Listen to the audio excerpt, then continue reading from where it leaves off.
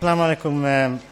First of all આપણે હું તમને જરાક એક રિક્વેસ્ટ કરું કે પ્લીઝ તમારા બધાના મોબાઈલ ફોન ટર્ન ઓફ કરી નાખજો અથવા તો વાઇબ્રેટ પર મૂકી દો.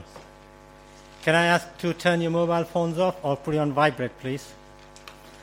ને બીજું કે આજે ફાયર અલાર્મ તો એમ પ્લાન તો નથી કરેલી. જો ફાયર અલાર્મ જે છે તો એકચ્યુઅલ ફાયર અલાર્મ હોય. ઇન્શાલ્લાહ થવું તો નહીં જો એવું, પણ જો ફાયર અલાર્મ જાય તો પ્લીઝ ધ એસેમ્બલી પોઈન્ટ અહીંયા કાર પાર્કમાં છે, through the main entrance here, or there's a fire exit there as well.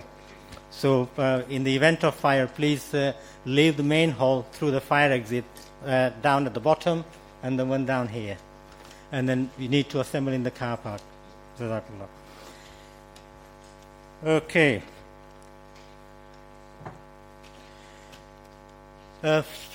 સૌ પ્રથમ બોલ્ટનથી પધારેલા કવિઓ, આપણા લોકલ કવિઓ, લેસ્ટરથી પધારેલા ખાસ મહેમાન, મિત્રો, શ્રોતાજનો અને આપણા રેડિયો પર સાંભળી રહેલા શ્રોતાજનો, સૌ પ્રથમ IMWS તરફથી હું આપનો હાર્દિક આવકાર કરું છું. તમને ખબર છે કે આજે IMWS માટે એક ઘણો અગત્યનો દિવસ છે, કેમ કે આજ સુધી IMWSમાં કોઈ મુશાયરાનો પ્રોગ્રામ, ગુજરાતી મુશાયરાનો પ્રોગ્રામ થયો નથી. અહમદભાઈ ને ઇસ્માઇલભાઈ એમના ગુજરાતી રાઇટર્સ ફોરમ તરફથી દર વર્ષે પ્રોગ્રામનું આયોજન કરે છે, પણ IMWSમાં આલ હિકમા સેન્ટરમાં આજ સુધી થયો નથી. આ પ્રથમ ઇવેન્ટ છે, પ્રથમ મુશાયરાની ઇવેન્ટ છે. પરંતુ મને આશા છે કે આ પરંપરા હવે ચાલુ રહેશે ફ્યુચરમાં તો પણ, અને આપણે દર વર્ષે એક પ્રોગ્રામ રાઉન્ડ અબાઉટ જાન્યુઆરી ફેબ્રુઆરી માર્ચના એમાં કરીશું. તો એટલે આ ઘણી ગર્વની વાત છે આપણા માટે, IMWS માટે, કે આપણે આ એક પ્રોગ્રામ નવો ચાલુ કર્યો છે. અમને ઘણા લોકો કહેતા હતા કે તમારે મુશાયરો કરવો જોઈએ, તો આ ફર્સ્ટ ટાઈમ અમે ટ્રાય કરી છે. ને સંખ્યા જોતાં અમને એવું લાગે છે કે ઇન્શાઅલ્લાહ આવતા વર્ષે પણ હવે ચાલુ રાખીશું. કેમ કે અત્યારે તમને ખબર છે કે ગયા વીકે અહીંયા એક મરહૂમ અમારા મેમ્બર અલ્લાહને પ્યારા થઈ ગયા, એટલે તેનાથી પણ થોડી અફેક્ટ પડી છે આજે. પણ ઇન્શાઅલ્લાહ નેક્સ્ટ યર આના કરતાં આપણા વધારે શ્રોતાજનો આવશે. અને હજુ તો લગભગ ઈશાની નમાઝ 6:30 અમુક મસ્જિદમાં 6:45 હતી, એટલે મને આશા છે કે હજુ પણ હોલ ભરાઈ જશે. હવે તમને બધાને ખબર છે કે આપણે અહીં પશ્ચિમમાં તો આવ્યા, પણ આપણી માતૃભાષા જાળવી રાખવું ઘણું મુશ્કેલ છે. સ્પેશિયલી આપણા જે નવજુવાન ભાઈઓ છે એમના માટે તો ઇંગ્લિશ જ એક મેઇન લેંગ્વેજ છે. પણ આપણે આપણા એલ્ડર્સ લોકોના એમના પ્રયત્નોથી આજ સુધી આપણે આ મુશાયરો વગેરે કરતા આવ્યા છે. એમણા બીજી પણ ઘણી ગુજરાતી ભાષાને લગતી સાંસ્કૃતિક પ્રવૃત્તિઓ થતી રહે છે. અને IMWS તરફથી એક ગર્વની વાત છે કે આપણે પણ આ મુશાયરો કરીને એમાં થોડોક ભાગ લીધો છે, અને આપણે એ કરવું જ જોઈએ, એવું મારું મંતવ્ય છે. અને જ્યાં સુધી હું કમિટીમાં આવીશ ત્યાં સુધી મારો પૂરો સપોર્ટ રહેશે આવા સાંસ્કૃતિક પ્રોગ્રામોને આગળ વધારવા માટે. હવે હું તમારો બધાનો બહુ ટાઈમ લેવા માંગતો નથી, કેમ કે ખબર છે કે એક તો આપણે 6:30 વાગ્યે ચાલુ કરવાના હતા, પણ એના બદલે લગભગ 7 વાગી ગયા. પણ ફરીથી એક વખત હું આપણા કવિ મિત્રો જે ખાસ બોલ્ટનથી આવ્યા છે, અત્યારે તો તમને ખબર છે કે વેધર પણ ખરાબ છે, વિન્ટરનો ટાઈમ છે, તો પણ એમાં 2-3 કલાક પોતે આપણો પોતાનો ટાઈમ આપીને આવ્યા છે. તો એમના માટે હું ઘણો આભારી છું. અને લેસ્ટરથી પણ આપણા ગીવાલા ને ભાઈને આપણે સિદ્ધાર્થ સાહેબ આવ્યા છે, તો એમને પણ હું આવકાર આપું છું. તમારા બધા પાસે એક ચેર પર એ મૂકી દીધું છે પ્રોગ્રામનું લીફલેટ બ્રોશર. તો તેમાં લખેલું છે કે અત્યારે શું કરવાનું છે કે આપણે પ્રથમ આપણે મુશાયરો ચાલુ કરીશું, ને ઇન્શાઅલ્લાહ વચ્ચે થોડુંક એક બ્રેક લઈને આપણા લોકલ લેખક અહમદભાઈ ગુલને એક સારો એવો અવોર્ડ આપણા ઇન્ડિયામાં ભારત ખાતે મળ્યો છે, તો આપણે તેમને પણ રેકગ્નાઇઝ કરવા માટે થોડી નાની ઇવેન્ટ રાખી છે, 5 થી 10 મિનિટ માટે, વધારે નહીં. તો તેના માટે થોડોક બ્રેક લઈશું અને પછી પાછો આપણે મુશાયરો આગળ વધારીશું ઇન્શાઅલ્લાહ. તો આજે હું આ મુશાયરાના સંચાલન માટે આપણા અદમભાઈ ટંકારવીને હું વિનંતી કરું છું કે એઓ આજના પ્રોગ્રામનું સંચાલન કરે અને સ્ટેજ પર આવીને આ પ્રોગ્રામનું સંચાલન કરે. જઝાકલ્લાહ.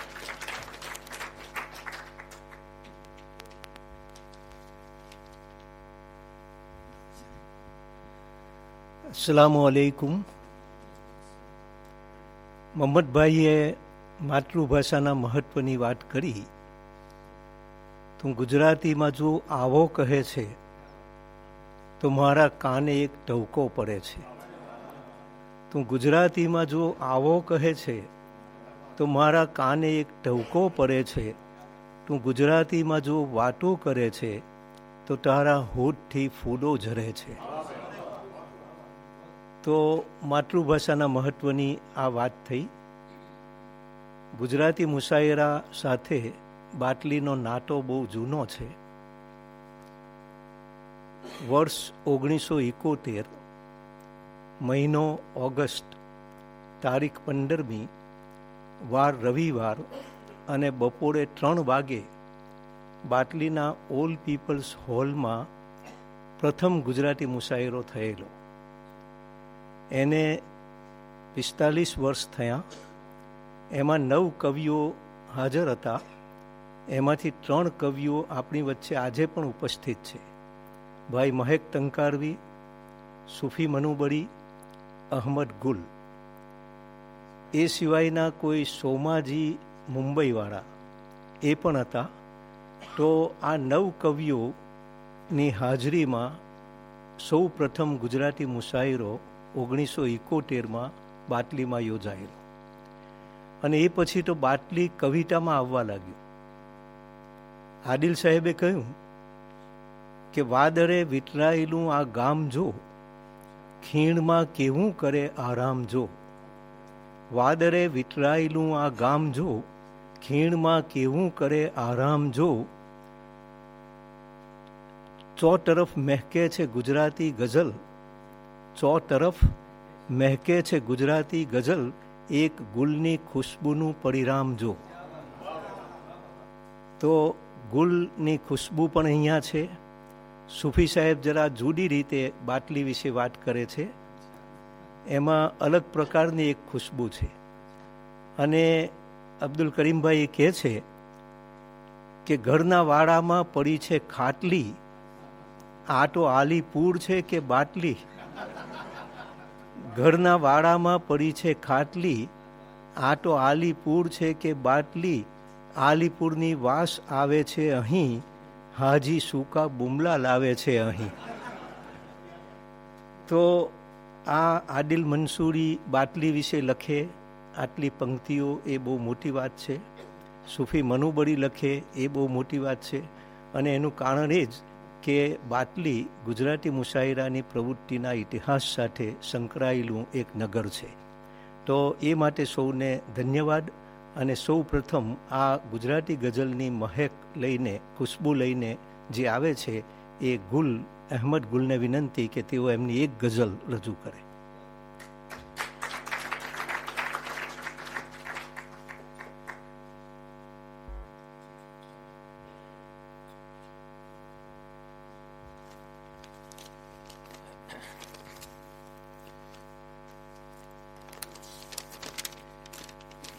સીધી સાદી એક ગઝલ રજૂ કરું છું.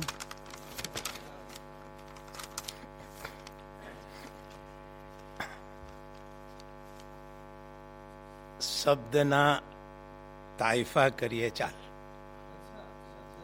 શબ્દના તાઇફા કરીએ ચાલ, મૌનના દાયરા કરીએ ચાલ. શબ્દના તાઇફા કરીએ ચાલ, મૌનના દાયરા કરીએ ચાલ. દીકરાએ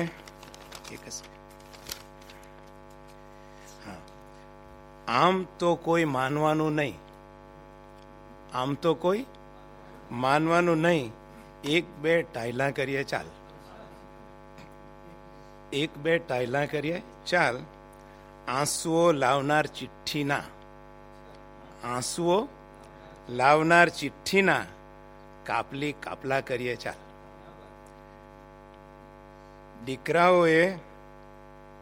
દીકરાઓ પછી બોલ્યા કે માં, દીકરાઓ પછી બોલ્યા કે માં, બાપના ભાગલા કરીએ. ચાલ. દીકરાઓ પછી બોલ્યા કે માં, બાપના ભાગલા કરીએ. ચાલ. અને જિંદગી થરથરી રહી છે માં, જિંદગી થરથરી રહી છે માં, હૂંફના ઢાબડા કરીએ. ચાલ. જિંદગી થરથરી રહી છે માં, હૂંફના ધાબડા કરીએ. ચાલ. ને બાળકો ઊંઘમાં પડ્યા છે તો, બાળકો ઊંઘમાં પડ્યા છે તો પાણીના હાંડલા કરીએ. ચાલ. બાળકો ઊંઘમાં પડ્યા છે તો પાણીના હાંડલા કરીએ. ચાલ. ને છેલ્લે છે કે હાલ છોડો નવા હિસાબો ગુલ, હાલ છોડો નવા હિસાબો ગુલ, ચૂકતે પાછલા કરીએ. ચાલ. અને શબ્દના ટાઈફા કરીએ. ચાલ. ને મૌનના ડાયરા કરીએ. ચાલ.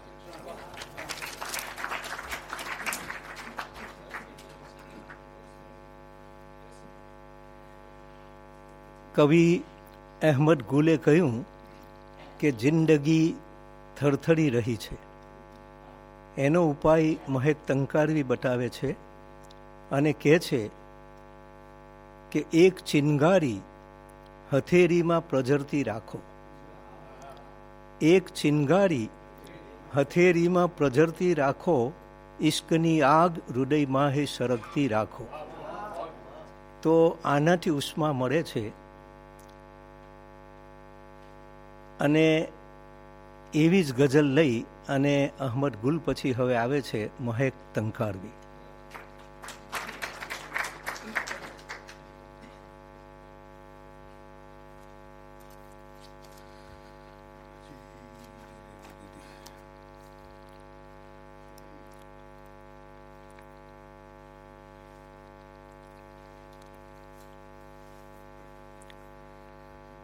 સૂફી રંગની એક ગઝલ. પ્રથમ મતલાથી શરૂ કરું. એમાં જે આખી પ્રક્રિયામાં એક રંગ માણસ આ દુનિયાનો ઉતારે અને આખિરતનો એક રંગ માણસ ચડાવે, એ મતલાની એક પંક્તિ છે. એનાથી આ ગઝલની શરૂઆત કરું કે મારી જ છબી મારા હાથોએ બનાવું છું, કે મારી જ છબી મારા હાથોએ બનાવું છું, એક રંગ લગાડું છું, એક રંગ ઉતારું છું, કે અમારી જ છબી મારા હાથોએ બનાવું છું, એક રંગ લગાડું છું, એક રંગ ઉતારું છું. અને બીજો શેર પેશ કરું એ પહેલાં, જો દર્દ દિયા अपनों ने दिया गैरों से शिकायत कौन करे, और जो जख्म दिया फूलों ने दिया कांटों से शिकायत कौन करे. અને એક ગુજરાતીનો પણ શેર છે કે જીવનની સમી સાંજે મારે આ જખ્મોની યાદી જોવી હતી ને બહુ ઓછા પાના જોઈ શક્યો, બહુ અંગત અંગત નામ હતા. એને લગતો એક શેર છે કે ડર હોય જો તમોને ઉઠીને જતા રહેજો, કે ડર હોય જો તમોને તો ઉઠીને જતા રહેજો, આ જખ્મોની કિતાબોના પાના હું ગાળું છું, કે ડર હોય જો તમોને તો ઉઠીને જતા રહેજો, આ જખ્મોની કિતાબોના પાના હું ઉગાડું છું ને છે કાચની બંગડી સમ આપણા સંબંધો કે છે કાચની બંગડી સમ આપણા સંબંધો તૂટી રખે ન જાય બીબીને નિભાવું છું ને દુનિયાના ફરેબોની પહેચાન મળી ગઈ છે કે આ દુનિયાના ફરેબોની પહેચાન મળી ગઈ છે આ દુનિયાને તો હવે હું હાથોમાં રમાડું છું ને કહી દો આ જમાનાને તૈયાર કરે ફાંસી આ મંસૂરની માફક હું આહલેક જગાવું છું ને મક્તાનો શેર છે કે ચંદન બની ઘૂંટાયો છું એમના હાથે હું કે આ ચંદન બની ઘૂંટાયો છું એમના હાથે હું તેથી જ તો મહેફિલમાં હું મેક પ્રસારું છું કે ચંદન બની ઘૂંટાયો છું એમના હાથે હું તેથી જ તો મહેફિલમાં હું મેક પ્રસારું છું ને મારી જ છબી મારા હાથોએ બનાવું છું એક રંગ લગાડું છું એક રંગ ઉતારું છું.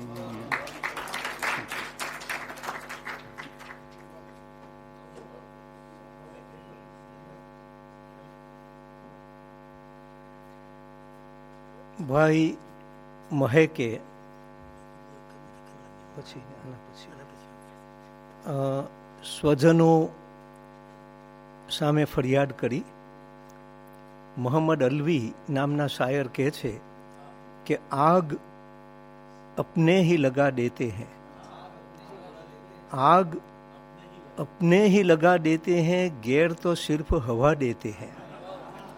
आग अपने ही लगा देते हैं, गैर तो सिर्फ हवा देते हैं. रोज अच्छे नहीं लगते आंसू, खास मौक़ों पे मजा देते हैं.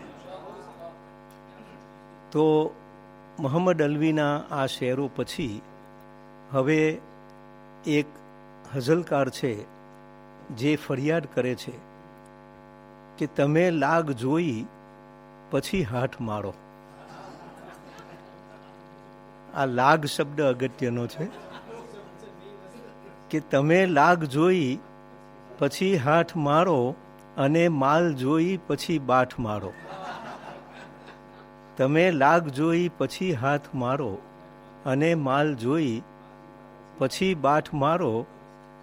પૂરી થાય મતલબ તમારી પછી તો, પૂરી થાય મતલબ તમારી પછી તો કમર ભાંગી નાખે એવી લાટ મારો. તો આ કમર ભંગાવાનો જેમને અનુભવ છે એ બોલ્ટનના આપણા હઝલકાર સૂફી મનુબરી એમના 5 મુક્તકો સંભળાવું છું.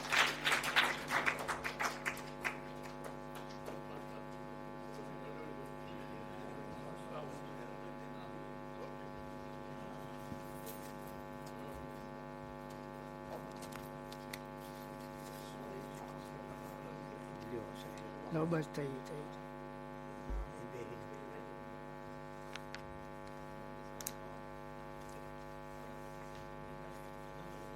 સાંભળો ત્યારે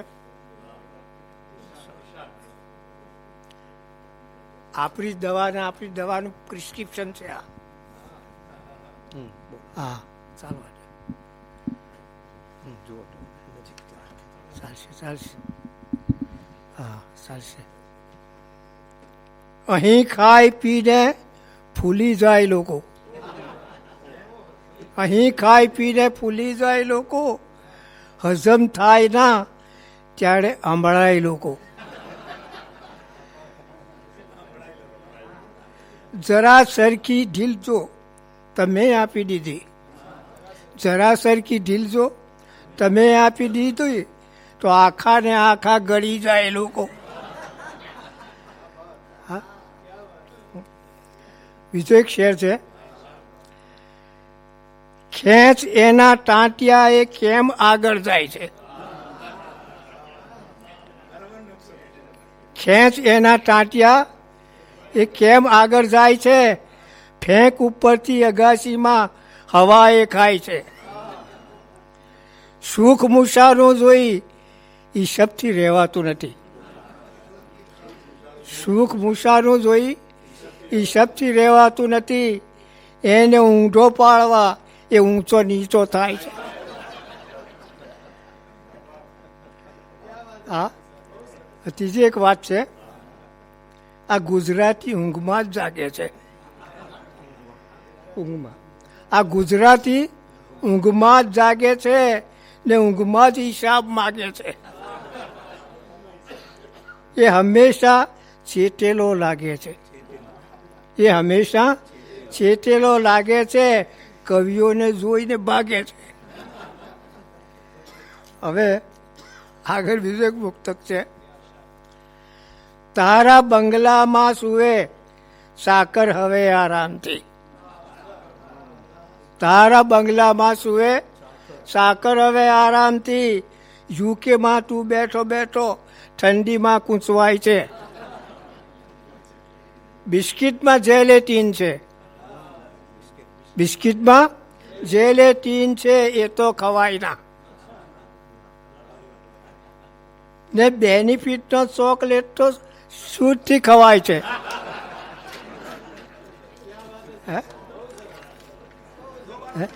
હા, તારા બંગલામાં સુવે સાકર હવે આરામથી. યુકેમાં તું બેઠો બેઠો ઠંડીમાં કૂંચવાય છે. બિસ્કિટમાં જેલેટીન છે, એ તો ખવાય ના. ને બેનિફિટનો ચોકલેટ તો છૂટથી ખવાય છે. બીજું પુસ્તક છે.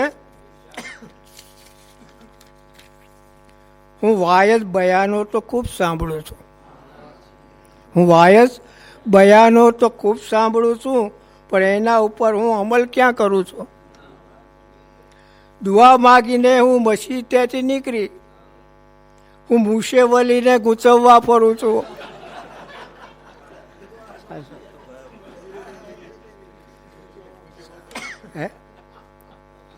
હવે આ એક જ મુક્તક બોલી જાઓ. આ માસી તો ઠરતા કે જપતા નથી, માસીની વાત આવી.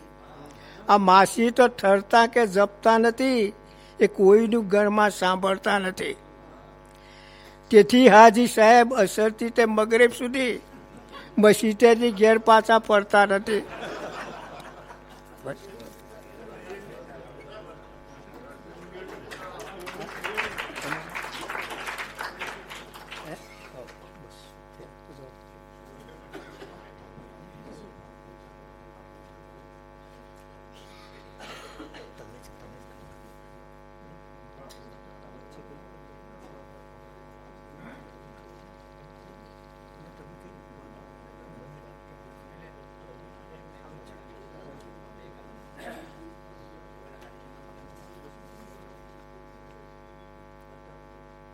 હવે મુશાયરાનો દોર આપણે ચાલુ રાખીએ. એની વચ્ચે આ જે recognition of a local poet એ પ્રોગ્રામમાં ઇન્ક્લુડ કર્યું છે. તો અહેમદ ગુલના વાર્તા સંગ્રહ અજાણ્યા ને ગુજરાતી સાહિત્ય પરિષદનું જે પારિતોષિક મળ્યું એના વિશે ઇમ્તિયાઝ પટેલ એ પુસ્તકનો પરિચય આપશે.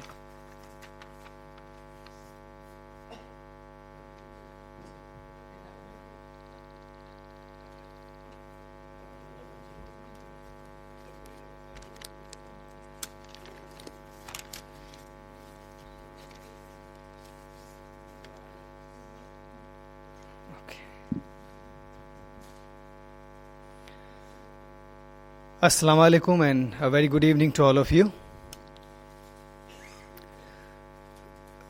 ખૂબ જ માનનીય અતિથિ વિશેષ અબ્દુલ કરીમ સાહેબ, સ્ટેજ પર પધારેલા આપણા ચેરપર્સન અદમ ટંકારવી સાહેબ,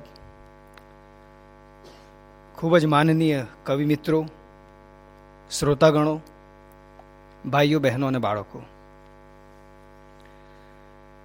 બ્રિટનમાં ગુજરાતી ભાષા, સાહિત્ય અને અસ્મિતાના ચળવળનો વિકાસ અને એનો ઇતિહાસ જ્યારે લખાશે ત્યારે આ ક્ષેત્રે આ વ્યક્તિના યોગદાનની અને પ્રદાનની અનિવાર્યપણે નોંધ લેવાશે. આ વ્યક્તિની ભાષાપ્રીતિ અને ગુજરાતી ભાષા સાથેની નિસ્બત ખૂબ જ સહજ અને ગજબની છે. ગુજરાતી ભાષાને વતનથી દૂર જીવતી રાખી અને એને આગળ ધપાવવાનું કામ બ્રિટનમાં ખૂબ જ અઘરું છે. 4 દાયકાઓ થયા છતાં આ વ્યક્તિ ગુજરાતી ભાષા સાહિત્યના ક્ષેત્રે હજી પણ અણનમ છે અને નોટ આઉટ છે. આ વ્યક્તિ કોણ છે? નામ અહમદભાઈ લોણાત, ઉપનામ ગુલ સાહેબ, જન્મ આલીપોર. ઓબીનું બ્રિટિશ સન્માન પામેલા ગુલ સાહેબ 1963થી બ્રિટન વસવાટ ધરાવે છે અને પ્રકાશનોમાં ઉપવન, પમરાટ, મૌન પડઘાયા કરે, મૌનનું તેડું, પાંખડી, સંગતિ, મૌનાલય, અરોમા વગેરે વગેરે. આપ સૌ જાણો છો કે અહમદ ગુલ સાહેબના વાર્તા સંગ્રહને ગુજરાતી સાહિત્યનું 2012ના શ્રેષ્ઠ નવલિકા સંગ્રહનું પારિતોષિક એનાયત થયું છે. 19 ડિસેમ્બરે ઇન્દોર ખાતે સાહિત્ય પરિષદના સમારંભમાં ગુજરાતભરના સાહિત્યકારોની હાજરીમાં આ જાહેરાત થઈ અને પારિતોષિક એમને અર્પણ થયું. ગુજરાતી સાહિત્ય પરિષદ આપણા સાહિત્યની સર્વોચ્ચ સંસ્થા છે, one of the best in India and all around the world. એના ભૂતપૂર્વ પ્રમુખોમાં ગાંધીજી, કનૈયાલાલ મુનશી, ગોવર્ધનરામ ત્રિપાઠી, ઉમાશંકર જોશી જેવી પ્રતિભાઓનો સમાવેશ થાય છે. સાહિત્ય પરિષદનું પારિતોષિક સાહિત્ય ક્ષેત્રે ખૂબ જ પ્રેસ્ટિજિયસ હોય છે અને આને ખૂબ જ પ્રેસ્ટિજિયસ માનવામાં આવે છે. આ માન સન્માનની એક આગવી છાપ છે. આ પારિતોષિક બાટલીના સાહિત્યકાર અહમદ ગુલ સાહેબને મળ્યું તે આપણા સૌના માટે ગૌરવપ્રદ અને ખૂબ જ આનંદની ઘટના છે. અહમદ ગુલ સાહેબના પુરસ્કૃત વાર્તા સંગ્રહનું શીર્ષક છે અજાણ્યા. એમાં કુલ 15 વાર્તાઓ છે.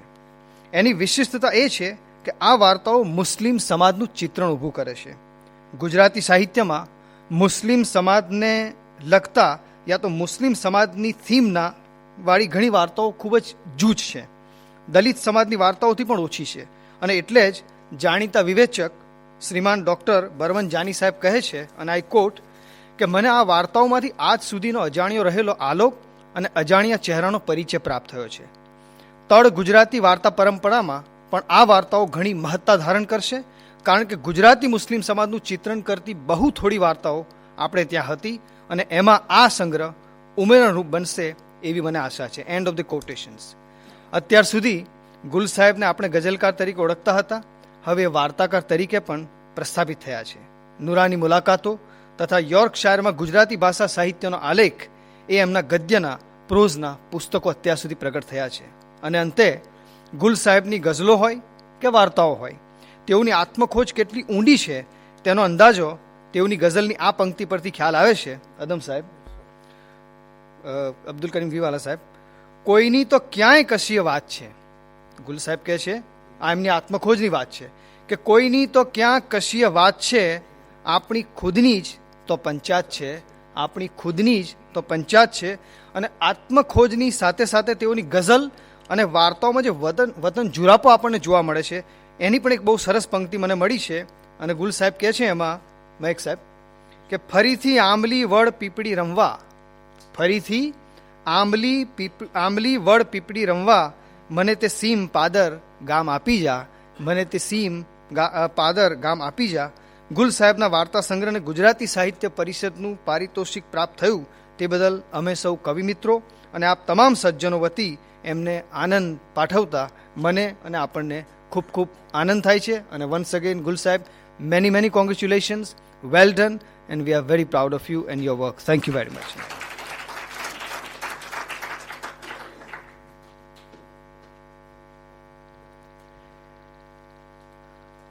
ઇમ્તિયાઝભાઈએ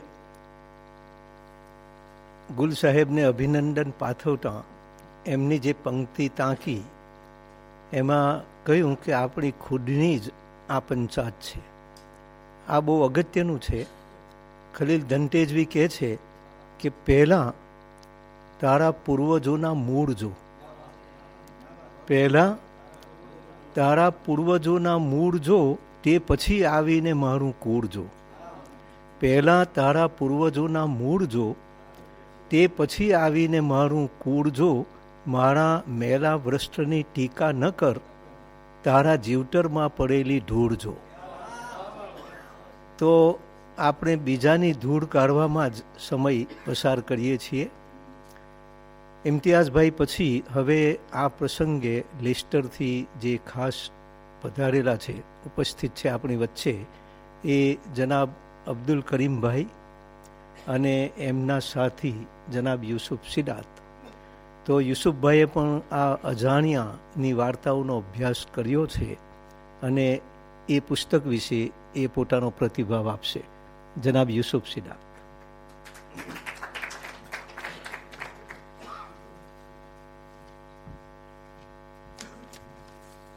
અસ્સલામુ અલૈકુમ.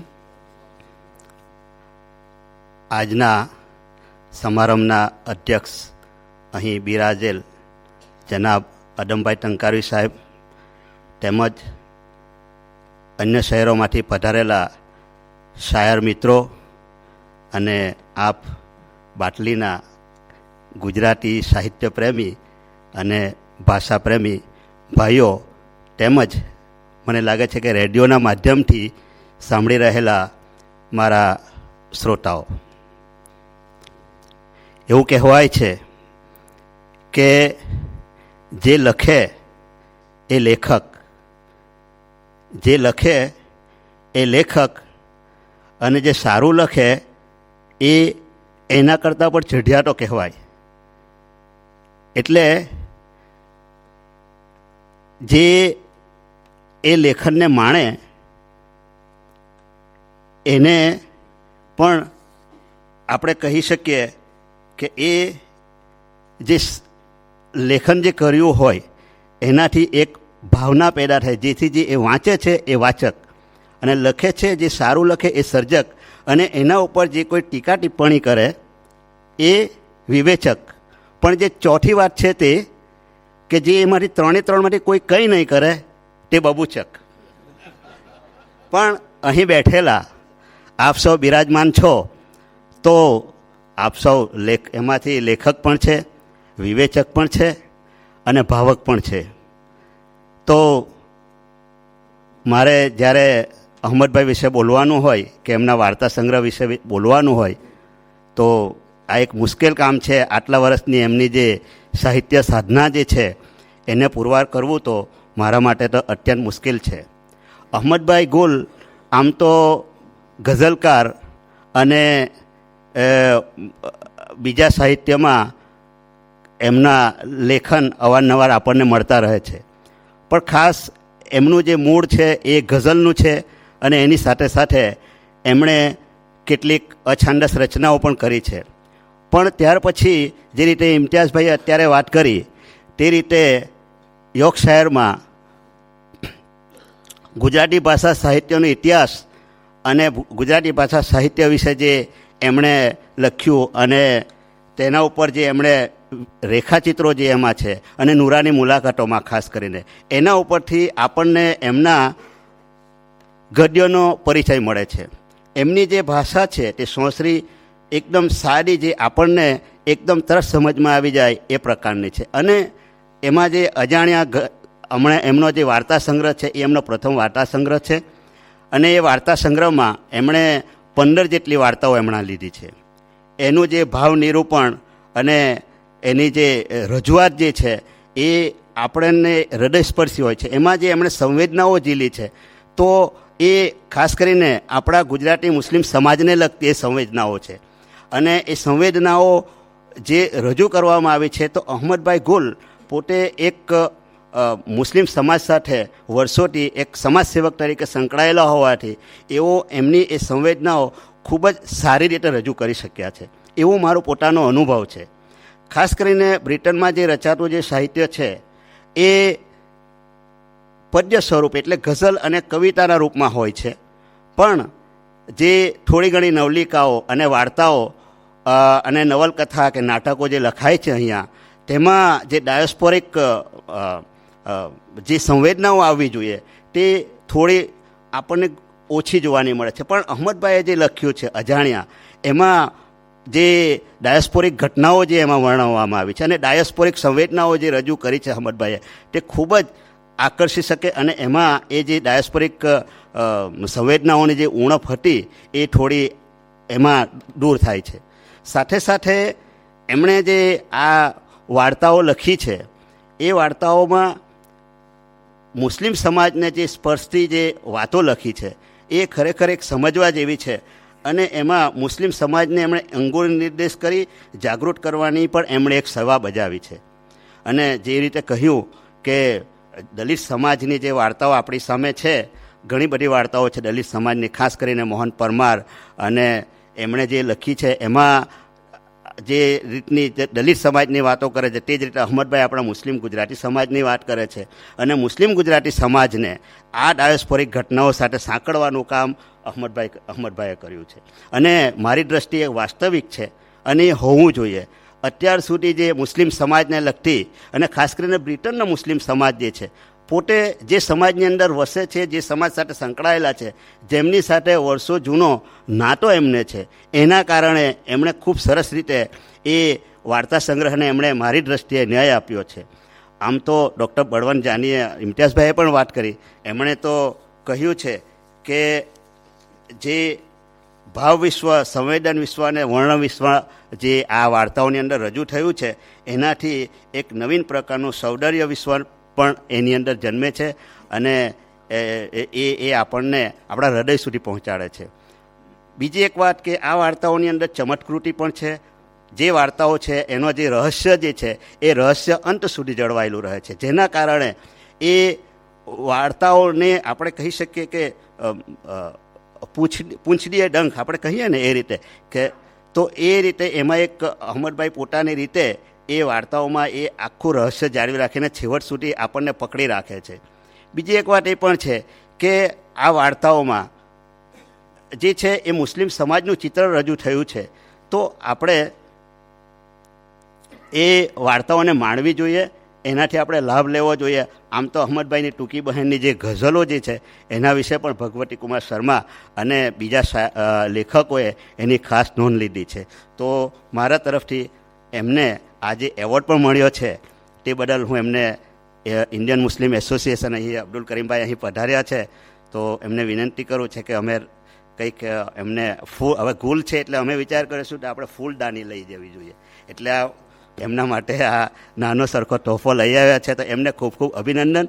ગુજરાતી લિટરરી ગ્રુપ તરફથી પણ અમને ખૂબ ખૂબ અભિનંદન. અને આપણે દુઆ કરીએ કે અહમદભાઈને અલ્લાહ તાલા તંદુરસ્તી ભર્યું આયુષ્ય આપે અને એમની વધુમાં વધુ આ સાહિત્ય સેવા. આ બીજી એક વાત મારે ખાસ એક જ મિનિટમાં કહેવી છે કે સાહિત્ય એ કોઈ આભડછેદની વસ્તુ નથી. સાહિત્ય અને સમાજ ખૂબ જ નજીકથી એકબીજા સાથે સંકળાયેલા છે. સમાજની જે રીતે સમાજ જઈ રહ્યો હોય એને સાહિત્યકારો રજૂ કરે છે અને સાહિત્યનો પ્રભાવ સમાજ ઉપર ખૂબ ગહનતાથી પડતો હોય છે. એટલે એ સાહિત્યને આપણે ખૂબ નજીકથી જોવું જોઈએ. એ કોઈ એવી વસ્તુ નથી. અને એ જે સવા જે છે સાહિત્ય સેવા, એ પણ મારી દ્રષ્ટિએ તો એક ખૂબ મોટું કામ છે. અને આપણા જે અહીં બેઠેલા જે સાહિત્યકારો છે એને ખૂબ જ સારી રીતે બજાવી રહ્યા છે. એ સૌને પણ મારા અભિનંદન અને અહમદભાઈને મારા તરફથી ફરીથી અભિનંદન. અને મને જે અહીં આ બે વાત કહેવાની તક આપવામાં આવી તે બદલ હું સંસ્થાના સંચાલકોનો પણ આભાર માનું છું. અસ્સલામુ અલૈકુમ. Thank you very much.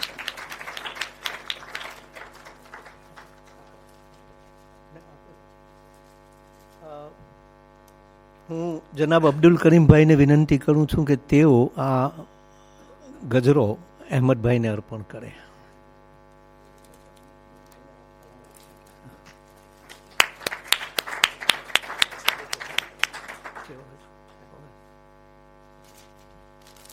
અસ્સલામ વાલેકુમ. Abdul કરીમભાઈનો, યુસુફભાઈનો, ઇમ્તિયાઝનો, શોભનો, આદમભાઈનો બધાનો આભાર માનું છું. ખાસ કરીને અમારા ચેરમેન સાહેબનો પણ આભાર માનું છું. મેં એક જ મિનિટની અંદર મારી વાત પૂરી કરીને આપણે જે મુશાયરોનો જે આનંદ મેળવવાનો છે તે આપણે કરીએ. લખવા કે કોઈ પણ લખવાના માટે ખૂબ આપણામાં આપણે વાંચન જોઈએ, ધગસ જોઈએ, શોખ જોઈએ, ચિંતન જોઈએ, અને એક સાધના છે, એક તપશ્ચર્યા છે. ખૂબ મહેનત કરવી પડે અને એમાંથી જે કંઈ નીપજે એને જો કોઈ સારા સાહિત્યકારો યા બીજા મોટા લોકો જો તેને આવકારે તો આપણે માનીએ કે આપણું કંઈક લખેલું યથાર્થ થયું છે એવું આપણને થોડુંક ફીલ થાય. પણ આપણા સમાજમાં કે ગમે ત્યાં જે કંઈ વસ્તુ આપણને નજર પડે એને આપણે બીજા સુધી પહોંચાડવાની આપણી ફરજ છે. અને આપણે એ રીતે કોઈ વખતે કવિતાના માધ્યમથી, કોઈ વખતે નાટકોના માધ્યમથી, કોઈ વખતે આપણે નવલિકા કે નવલકથાના માધ્યમથી આપણે પહોંચાડવું જોઈએ. આપ સૌ બધા જ આપ લેખક છો, આપ કવિ પણ છો, પણ આપનામાં અને કદાચ આ લેખકો કે કવિઓમાં એટલો ફરક હોય છે કે દુનિયામાં બનતા બનાવો આપ જોઈને નીકળી જાઓ છો, જ્યારે લેખકો કવિઓ એ જગ્યાએ બનતા બનાવો અટકી જાય છે, જુએ છે, નિરખે છે, વિચાર કરે છે અને પછી એને કાગળ પર ઉતારે છે. આટલો જ ફરક છે. બાકી મને લાગે છે કે શક્તિ બધા જ પાસે છે. તમે ઘણી વખતે તમે જોજો વાત પણ એટલી સરસ કરે છે જે આખી વાત કવિતા જેવી વાત ઘણા લોકોને કરે છે. એટલે દરેક માણસમાં અલ્લાહ પાકે શક્તિ આપેલી છે, પણ થોડાક લોકો લખે છે. અને મેં જે કંઈ મહેનત કરી 40 વર્ષથી આપણા બાટલીના અંદર આપણે કરતા રહ્યા, 40-45 વર્ષ થયા, અને અલ્લાહથી દુઆ કરીએ કે આપણામાં હવે ગુજરાતીની વાત તો હવે એની સાંજ થવા આવી છે, સંધ્યા આવી ગઈ છે આ દેશ માટે, પણ આપણે ઇંગ્લિશના માટે આપણે જે હવે નવી મહેનત અમે શરૂ કરી છે, તો મને આશા છે કે ખૂબ લખે છોકરાઓ અને આગળ આપણા બચ્ચાઓ સાહિત્યમાં આગળ આવે.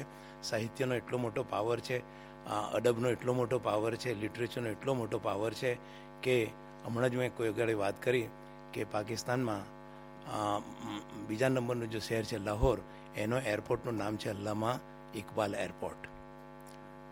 પાકિસ્તાનમાં ઓપન યુનિવર્સિટીનું નામ છે અલ્લામા ઇકબાલ યુનિવર્સિટી. લેખકે જોતા, કવિ જોતા, લખવાવાળા જોતા, પણ એટલું મોટું નામ અને એટલી એમની ઇજ્જત મળી છે અને મળી શકે છે કારણ કે એમણે કોમનું દર્દ એમણે એમાં ઠાલવ્યું છે. તો બસ આપણી કોમનું પણ દર્દ છે, આપણી કોમને પણ મસલાઓ છે, આપણી કોમને બી સમસ્યાઓ છે, જે આપણે વખતો વખત આપણે લખતા રહેવું જોઈએ, જાણવું જોઈએ. અને હું માનું છું કે મારા કરતાં વધારે કોમનું દર્દ અને કોમની જે વાત લખી છે એ સૂફી સાહેબે લખી છે. અને આપણે એમને ખરેખર આજે સૂફી સાહેબને આપણે ખૂબ માનની નજરથી જોવાની જરૂરત છે. એમણે એક ચિત્રો જે રજૂ કર્યા છે એ આપણી કોમના ડેલી જીવનના આપણા ચિત્રો છે. હું સૂફી સાહેબને ખાસ મુબારકબાદી આપું છું. મહેક સાહેબ છે, હારૂન છે, જે બધા જ ભાઈઓ આજ સુધીમાં મને આજે 40-50 વર્ષથી મને સાથ આપી રહ્યા છે. હું સૌ બધાનો આભાર માનું છું. અને આદમભાઈનો તો આભાર કદાચ નહીં માનું તો બી ચાલે, કારણ કે અડધા આદમભાઈ છે, અડધો હું છું.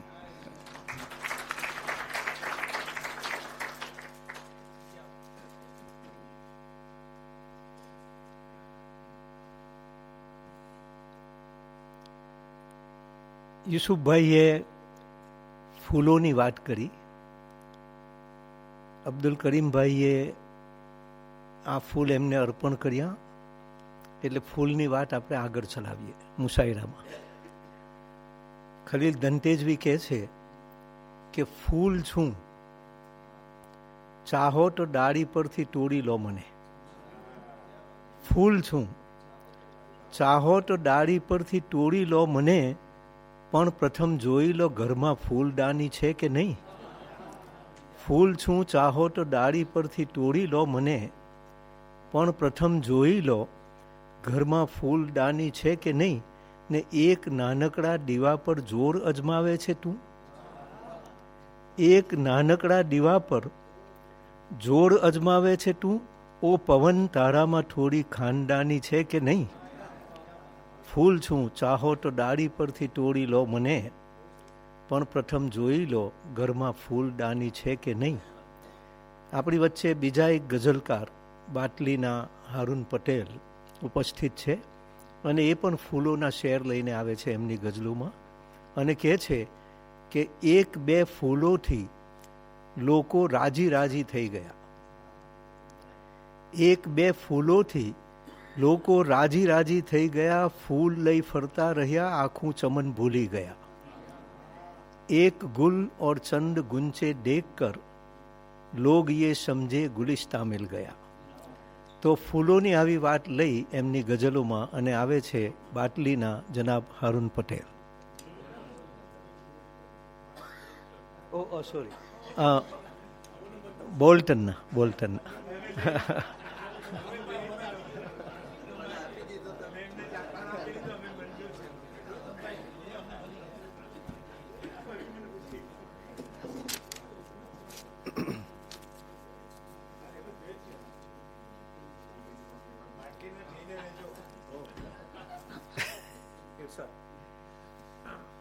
ગઝલનો મતલબ, દરવાજા ઘરના ખુલી પડે એવું એ બને.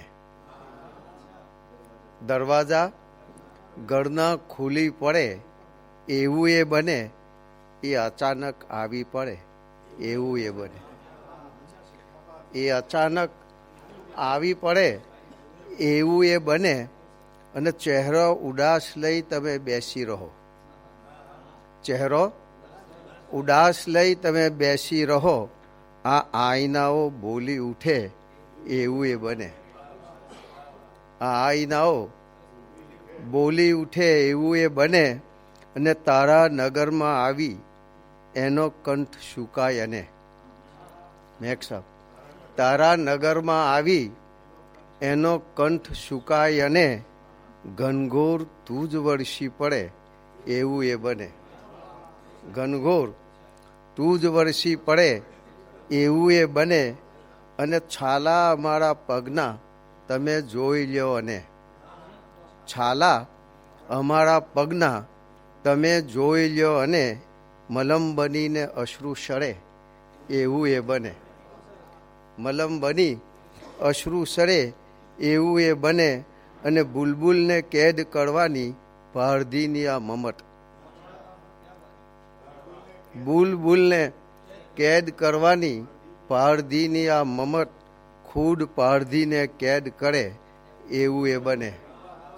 ખુદ પારધીને કેદ કરે એવું એ બને, અને નજરો નજર તું જેમને જોવાની જીદ કરે. અને નજરો નજર તું જેમને જોવાની જીદ કરે, એ સ્વપ્નમાં તને ન મળે એવું એ બને.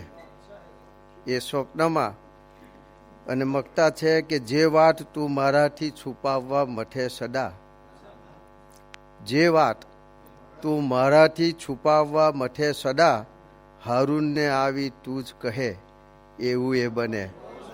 હારૂનને આવી તું જ કહે એવું એ બને, દરવાજા ઘરના ખુલી પડે એવું એ બને, અને એ અચાનક આવી પડે એવું એ બને.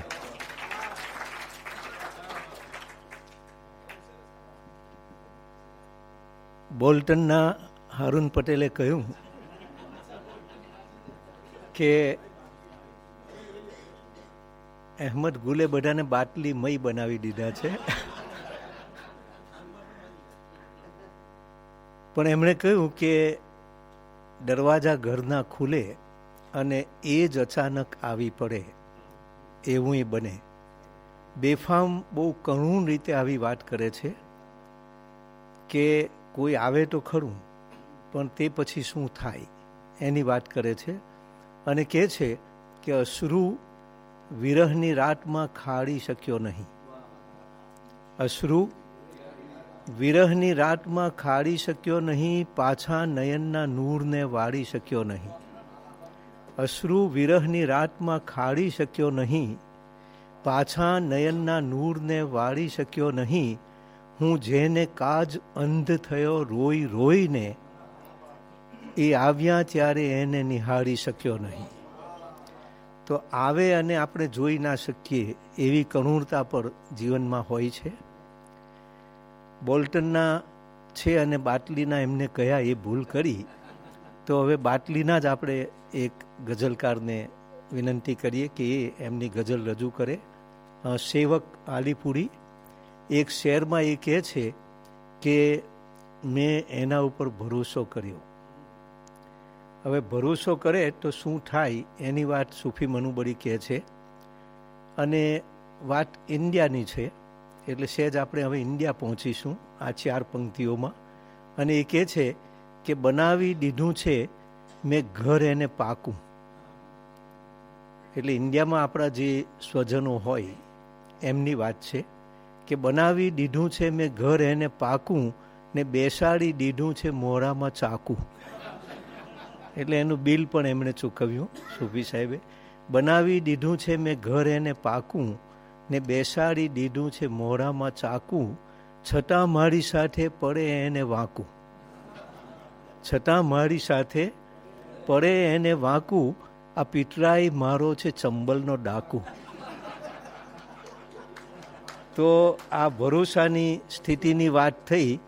આપણે વિનંતી કરીએ સેવક આલીપુરીને કે એઓ એમની ગઝલ રજૂ કરે. સેવક આલીપુરી.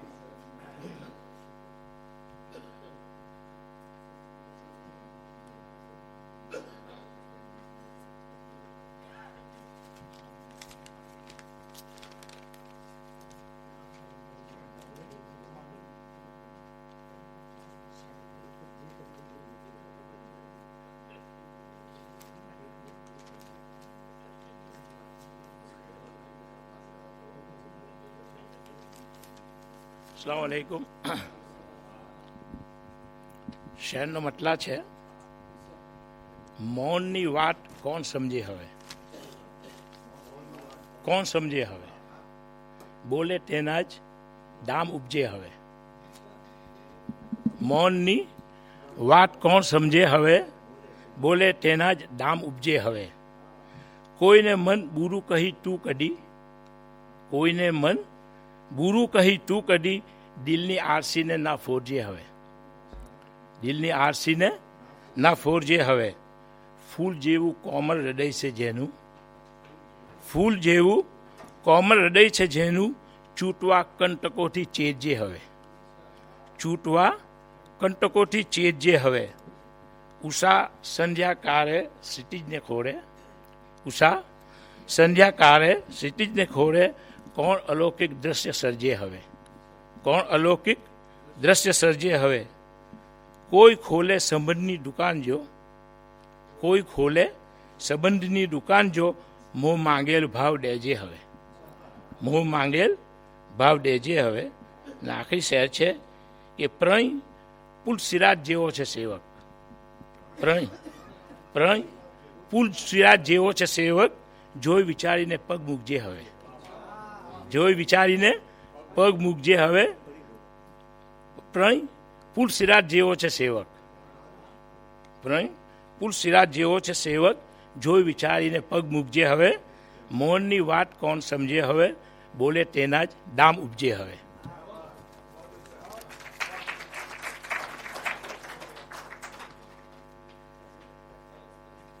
ભાઈ સેવક આલીપુરીએ એક શહેરમાં આરસીની વાત કરી, અરીસાની. અરીસા ઉપર રમેશ પારેખનો એક બહુ સુંદર શેર છે, અને કવિ જે છે એ એના શબ્દોમાં, શબ્દો દ્વારા સમાજને અરીસો બતાવતો હોય છે. એમાં આપણે આપણું પ્રતિબિંબ જોઈ શકીએ છીએ, જેમ ગુલ સાહેબે હમણાં વાત કરી એ રીતે.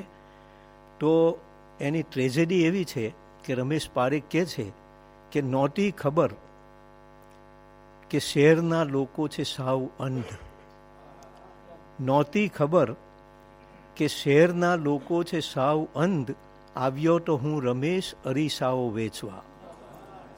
તો અરીસો વેચવા જાઉં અને શહેરના લોકો અંધ હોય એવું પણ બનતું હોય છે. હવે પછી જે ગઝલકાર આવવાના છે, બાટલીના નહીં, બોલ્ટનના પણ નહીં, બ્લેકબર્નના, ઇમ્તિયાઝ પટેલ. અને એમને રજૂ કરવા માટે પાછો ફરીથી અરીસાનો શેર મને યાદ આવે છે.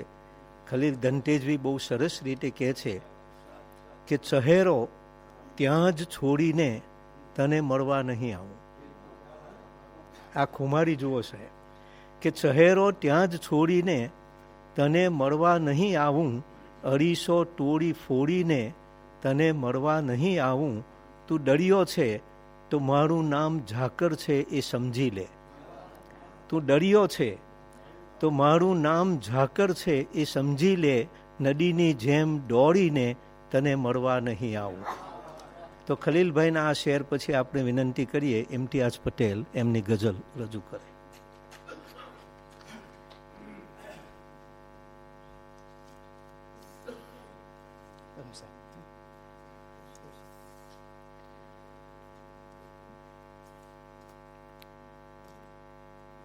પ્રેમ કોઈને કર્યો હોય તો જ મળવા આવજે. હારૂન સાહેબ, મહેક સાહેબ. પ્રેમ કોઈને કર્યો હોય તો જ મળવા આવજે, કોઈના ઘેર આમ ખાલી હાથ તો ના આવજે. કોઈના ઘેર આમ ખાલી હાથ તો ના આવજે. કેમ સમજાવું તને હું પ્રેમ શું છે, કેમ સમજાવું તને હું પ્રેમ શું છે. તું પ્રથમ વિરહ વ્યથાનું દર્દ થોડું લાવજે. તું પ્રથમ વિરહ વ્યથાનું દર્દ થોડું લાવજે. હારૂન સાહેબ, મહેક સાહેબ, પ્રતિક સાહેબ. વેર વૃત્તિ વિશ્વે વ્યાપી નફરત ચારો તરફ. વેર વૃત્તિ વિશ્વે વ્યાપી નફરત ચારો તરફ. જીવવું હોય, જીવવું હોય, જીવાડવું હોય તો દયા લાવજે. જીવવું હોય, જીવાડવું હોય તો દયા લાવજે. અને આગળ કહે છે કે ગુણ દોષો નિરખીને બિનસરતી ચાલજે. ગુણ દોષો નિરખીને બિનસરતી ચાલજે. કંઈ મળે કે ન મળે, કંઈ મળે કે ન મળે, પણ ભાવનાઓ લાવજે, પણ ભાવનાઓ લાવજે. અને આખરી પંક્તિ છે અબ્દુલ કરીમ સાહેબ અને યુસુફભાઈ, ઇસ્માઇલભાઈ. ખૂબ મીઠા આવશે ફળ વૃક્ષને વિસ્તારજે. ખૂબ મીઠા આવશે ફળ વૃક્ષને વિસ્તારજે. એ જ ઇમ્તિયાજ કે હૈયે તું ધીરજ રાખજે. કે એ જ ઇમ્તિયાજ કે હૈયે તું ધીરજ રાખજે. પ્રેમ કોઈને કર્યો હોય તો જ મળવા આવજે, કોઈના ઘેર આમ ખાલી હાથ તો ના આવજે. શુક્રિયા, થેન્ક યુ.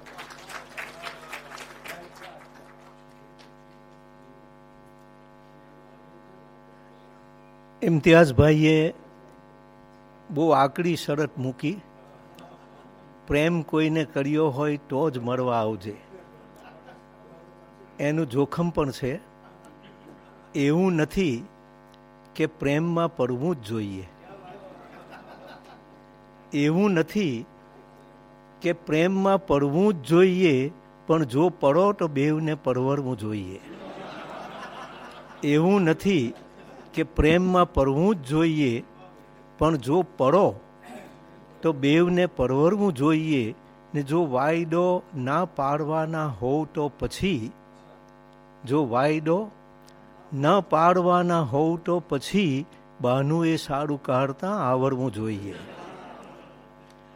તો મુકુલ ચોકસીના આ મુક્તક પછી સૂફી સાહેબ એમની હઝલોમાં બાટલીને ચાહે છે અને બાટલીની સાથે આલીપુરને પણ ચાહે છે. એટલે બાટલીના શેર લખે છે, આલીપુરના પણ લખે છે અને કહે છે કે ઘરના વાડામાં પડી છે ખાટલી, આ તો આલીપુર છે કે બાટલી, ને હાજી કાસમ લુંગી પહેરીને ફરે. હાજી કાસમ લુંગી પહેરીને ફરે, જાણે ફરતા આલીપુરના ખેતરે. હાજી કાસમ લુંગી પહેરીને ફરે ને જાણે ફરતા આલીપુરના ખેતરે. ને માસૂમની ગઝલોનો જુદો રંગ છે. માસૂમભાઈની વાત આવે છે કે માસૂમની ગઝલોનો જુદો ટોળ છે, એ તો જાણે બાટલીના મોર છે. માસૂમની ગઝલોનો જુદો ટોળ છે, એ તો જાણે બાટલીના મોર છે. તો આવા ભાઈ માસૂમ કરોલિયાને વિનંતી કે તેઓ એમની ગઝલ રજૂ કરે.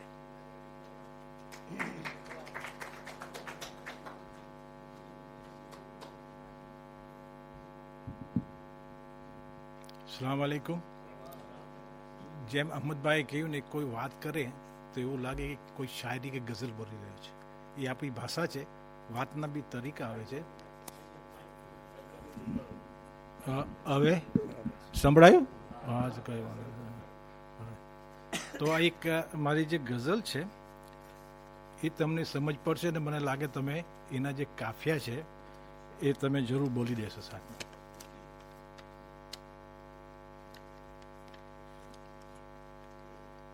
હું કદાચ મારી કઈ પંક્તિઓમાં ભૂલ ન થાય એટલે મારે ચશ્મો પહેરવો પડે છે. તરન્નુમમાં છે, મટીને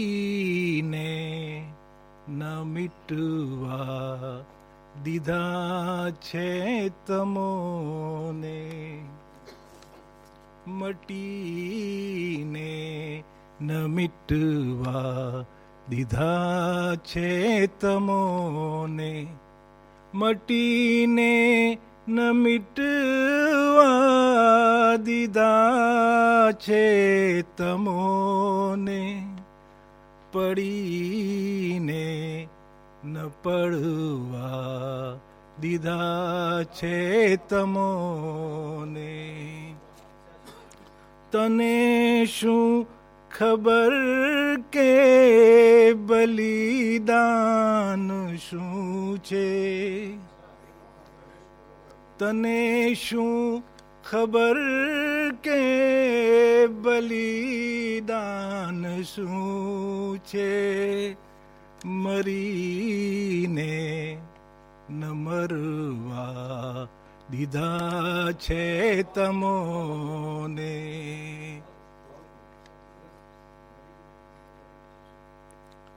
સલામત રહે અહંકાર તારો,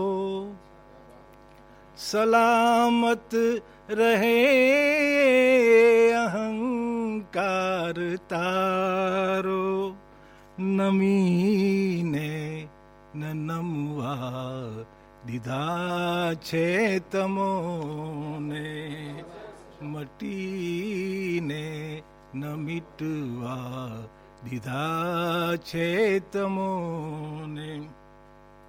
અમોને ન હસવા દીધા છે પરંતુ,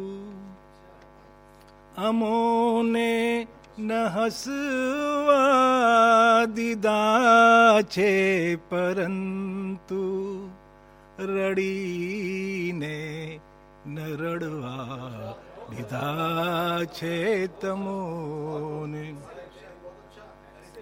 અમોને ન હસવા દીધા છે પરંતુ, રડીને ન રડવા દીધા છે તમોને.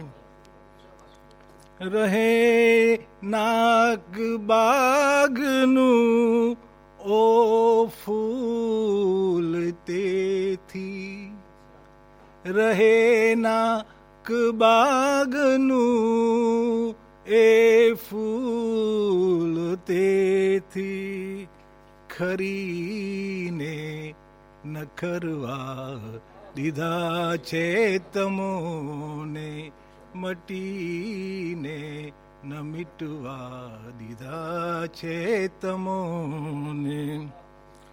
ના ઉલ્લેખ અપમાન નો થાય મુજથી, સહીને ન સહવા દીધા છે તમોને, મટીને ન મિટવા દીધા છે તમોને, પડીને ન પડવા દીધા છે તમોને.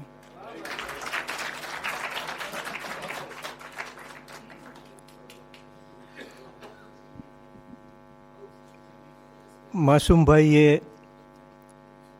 બહુ સરસ વાત કરી કે પડીને ન પડવા દીધા છે તમોને. કવિ આ જ કરતો હોય છે ખલીલ ધનતેજવી કહે છે કે આવ મારી જાત ઓળાણું તને, આવ મારી જાત ઓળાણું તને, સાહેબા કઈ રીતે સંતાડું તને, આવ મારી જાત ઓળાણું તને, સાહેબા કઈ રીતે સંતાડું તને, તું મારા દિલમાં રહે કે આંખમાં, ક્યાંય પણ નીચો નહીં પાડું તને, તું મારા દિલમાં રહે કે આંખમાં, ક્યાંય પણ નીચો નહીં પાડું તને. હવે ખૂબ જ ગંભીર ગઝલ પછી ફરી પાછા આપણે એક હઝલકારને સાંભળીએ. હઝલની વાત લઈને એ આવે છે અને એમણે ખાસ કરીને ભરૂચ જિલ્લાનો જે સમાજ છે એના વિશે ઘણી બધી હઝલો લખી છે અને ઘણી લોકપ્રિય થઈ છે. સુરત જિલ્લાના અમારા જે મિત્રો છે એ ઘણીવાર આ ભાષા જે ઉપયોગમાં લે છે ભરૂચી ભાઈઓ એની સહેજ મશ્કરી કરતા હોય છે. હમણાં જ સૂફી સાહેબ આટલા મોટા હઝલકાર છે તો પણ મને કહ્યું કે પોણી આપો. તો આ પાણી ઉપર પાછો માટર ચડી જાય છે દરેક વાતમાં અને એ પાણીનું પોણી થઈ જાય છે. એટલે રાંદેરના એમના જે મિત્રો હતા અમારા બેકાર સાહેબના હઝલકાર, તે ઘણીવાર એમની મશ્કરી કરે કે આ તમે ઉપર માટર ક્યાંથી લાવ્યા, પાણી છે એનું પોણી ક્યાંથી કરી દીધું. એટલે બીજા જે એમના ફ્રેન્ડ બેઠા હોય એ કહે કે એ તો બરાબર કંઈ વાંધો નહીં, પણ આ તો એમ કે કુરાનને કુરોન કહે છે, તો આ કેવા મુસલમાન કે. એટલે બેકાર સાહેબે કીધું કે ના, અમે મુસલમાન નહીં, અમે મુસલમાન. એટલે તો આ ખાસિયતો આપણા હઝલકારો ખાસ કરીને પકડતા હોય છે. સૂફી સાહેબ છે, અમારા પથિક સિદ્ધપોણવી છે બોલ્ટનના, તો એ પકડતા હોય છે. તો રઈસ મન્યાર કહે છે કે ગૂંઠે છે વાળ ત્યારે જાણે માયા ઝાડ લાગે છે. એની ફેશન એ રીતની હોય કે ગૂંઠે છે વાળ ત્યારે જાણે માયા ઝાડ લાગે છે અને જુલ્ફો વિખેરે ત્યારે બહુ વિકરાળ લાગે છે. ગૂંઠે છે વાળ ત્યારે જાણે માયા ઝાડ લાગે છે અને જુલ્ફો વિખેરે છે તો બહુ વિકરાળ લાગે છે મારો વાંક બસ એક જ કે હું સુરતથી આવું છું. છે મારો વાંક બસ એક જ કે હું સુરતથી આવું છું, શુભેચ્છા પાઠવું છું તોય સૌને ગાળ લાગે છે. તો આ સુરતની ખાસિયતની વાત થઈ. એટલે હઝલ જોરદાર રજૂ કરજો પથિક સાહેબ, નહીં તો દાદના બદલે શું મળે એ તમને ખ્યાલ આવે છે આના ઉપરથી. તો હવે બોલ્ટનના હઝલકાર પથિક સિદ્ધપોણવી.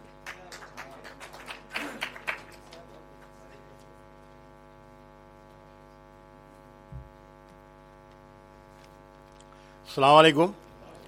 જો કે આજકાલ સાડીની મોસમ ચાલી રહેલી છે, આજે બી અહીંયા સાડી જ હતી, તો એ સાડીને લગતા અમુક મેં મુક્તક લખેલા છે, એ તમારી સામે હું રજૂ કરું છું. રોજ જાફત છે, રોજ જાફત છે. પ્રથમ મંગની, પછી મેડી અને પીઠીની દાવત છે. પ્રથમ મંગની, પછી મેડી અને પછી પીઠીની દાવત છે આજે સાડીની તો કાલે વલીમાની દાવત છે આજે સાડીની તો કાલે વલીમાની દાવત છે. જો એ ના હોય તો 11મી કે ન્યાઝની દાવત છે. 11મી કે ન્યાઝની દાવત છે.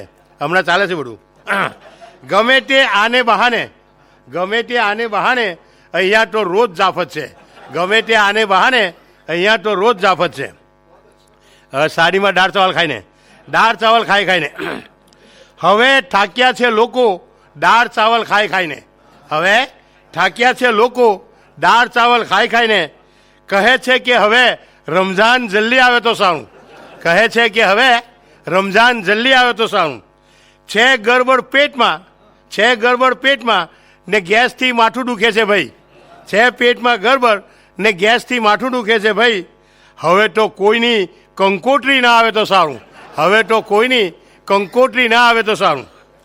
ફજૂલ ખર્ચી સાડીમાં થાય છે તે.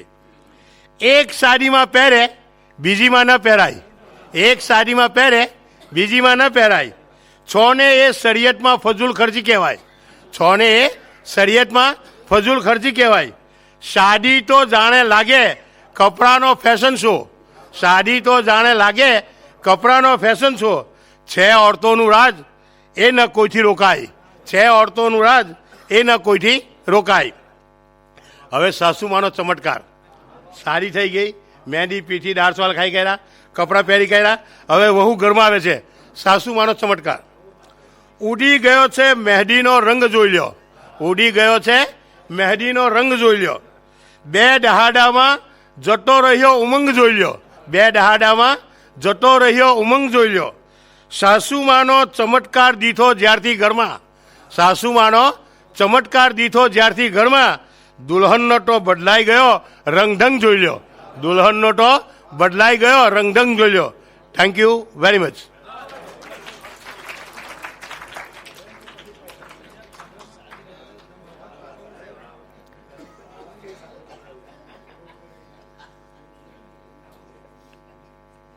પથિક સિટપોણવીએ સાડીનું વર્ણન કર્યું અને વહુ ઘેર આવે એ પછી સાસુની એન્ટ્રી પણ એમાં થઈ અને ત્યારે શું થાય છે પેલી મહેંદી મૂકેલા હાથનું એની એમણે વાત કરી. મરીઝ કહે છે કે બહુ વર્ષો પછી મળ્યા છો એનો આ પુરાવો છે, બહુ વર્ષો પછી મળ્યા છો એનો આ પુરાવો છે. જે મહેંદી હાથ ને પગ પર હતી તે વાળ પર લાગી. બહુ વર્ષો પછી મળ્યા છો એનો આ પુરાવો છે. જે મહેંદી હાથ ને પગ પર હતી તે વાળ પર લાગી. તો આ હઝલ થઈ. હવે પાછી એક ગંભીર ગઝલ તરફ આપણે વળીએ અને આદિલ સાહેબ કહે છે કે ફૂલો ખીલ્યા કે ખાર મને કંઈ ખબર નથી, ફૂલો ખીલ્યા કે ખાર મને કંઈ ખબર નથી, કેવી હતી બહાર મને કંઈ ખબર નથી. ને પાછળ પ્રવાસમાં તો ઘણા મિત્રો પણ હતા, કોણે કર્યો પ્રહાર મને કંઈ ખબર નથી. તો મેટ્રીની આ વાત પછી આવે છે બોલ્ટનના ગઝલકાર સાદિક ઉઘરાદાર.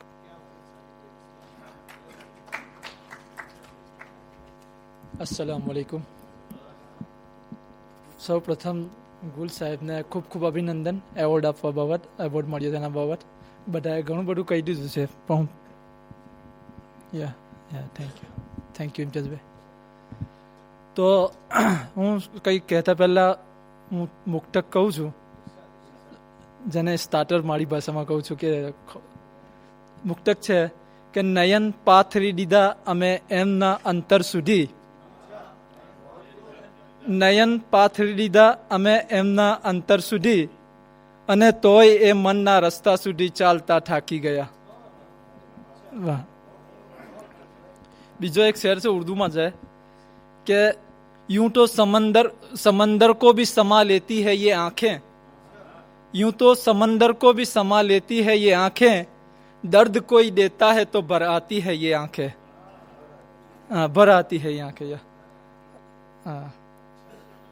સોરી, હવે હું મોબાઈલમાં જોઈને બોલવું પડશે કેમ કે હું લખીને લાવવાનું ભૂલી ગયો એટલે. ના ના ના બિલકુલ ના ના આપણું છે. હઝલ છે, વાંધો નહીં.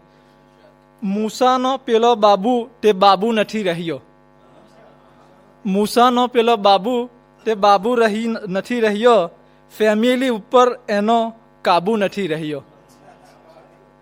એ જોબ આખું વીક કરે ને ટાંટિયા ઘસે, એ જોબ આખું વીક કરે ને ટાંટિયા ઘસે, મેડમ તો ધૂળ પથરાનું શોપિંગ કર્યા કરે. મેડમ ધૂણાવે એમ હવે ધૂળ તો થઈ ગયો, મેડમ ધૂણાવે એમ હવે ધૂળ તો થઈ ગયો, બહુ રોપ મારતો તો બીલો ભરતો થઈ ગયો. ઢીલો પોચો હતો હવે એલર્ટ થઈ ગયો, ઢીલો પોચો હતો હવે એલર્ટ થઈ ગયો, નેપી બદલવામાં પણ એક્સપર્ટ થઈ ગયો. પહેલા મેકડોનાલ્ડ ને એ MC ડોનાલ્ડ વાંચતો હતો. પહેલા મેકડોનાલ્ડ ને એ MC ડોનાલ્ડ વાંચતો હતો. ગોળીને હવે એ ગોર્જિયસ કહેતો થઈ ગયો. પથરા જેવો પણ પાણીની જેમ વહેતો થઈ ગયો. પથરા જેવો પણ પાણીની જેમ વહેતો થઈ ગયો. મેડમની અંગ્રેજી ગારોને એ સહેતો થઈ ગયો. કિચનમાં જઈને ચમચો હલાવતો એ થઈ ગયો. કિચનમાં જઈને ચમચો હલાવતો એ થઈ ગયો. ચિકન ચપાટી હાથે બનાવતો એ થઈ ગયો. બાબુ આ દેશમાં હવે બાબુ નથી રહ્યો. બાબુ આ દેશમાં હવે બાબુ નથી રહ્યો. ખુદ એની જાત પર એનો કાબુ નથી રહ્યો. બીજી એક એ છે ગઝલ છે કે લોહીના સંબંધમાં કેમ આટલી દરાર છે. લોહીના સંબંધમાં કેમ આટલી દરાર છે. તૂટી ગયા મનના મણકા અને દિલ બેકરાર છે. હાડકું જો ભાંગે તો ફરીથી જોડાય છે. હાડકું જો ભાંગે તો ફરીથી જોડાય છે. દિલ જો તૂટી જાય તો ફરી ના સંધાય છે. ગામના મોટા કૂવાની ઊંડાઈ તો માપી શકાય છે. ગામના મોટા કૂવાની ઊંડાઈ તો માપી શકાય છે. માણસના મનની ગહેરાઈ ના કોઈથી મપાય છે. પોપડી બાજે જખમ પર અને જરા રૂજાય છે. પોપડી બાજે જખમ પર અને જરા રૂજાય છે. વેણ કડવા બોલીને તાજો જખમ અપાય છે. પ્રેમના પથમાં ભલે કાંટાઓની ભરમાર છે. પ્રેમના પથમાં ભલે કાંટાઓની ભરમાર છે. પ્રેમ ગરેલાઓને એની જરા દરકાર છે.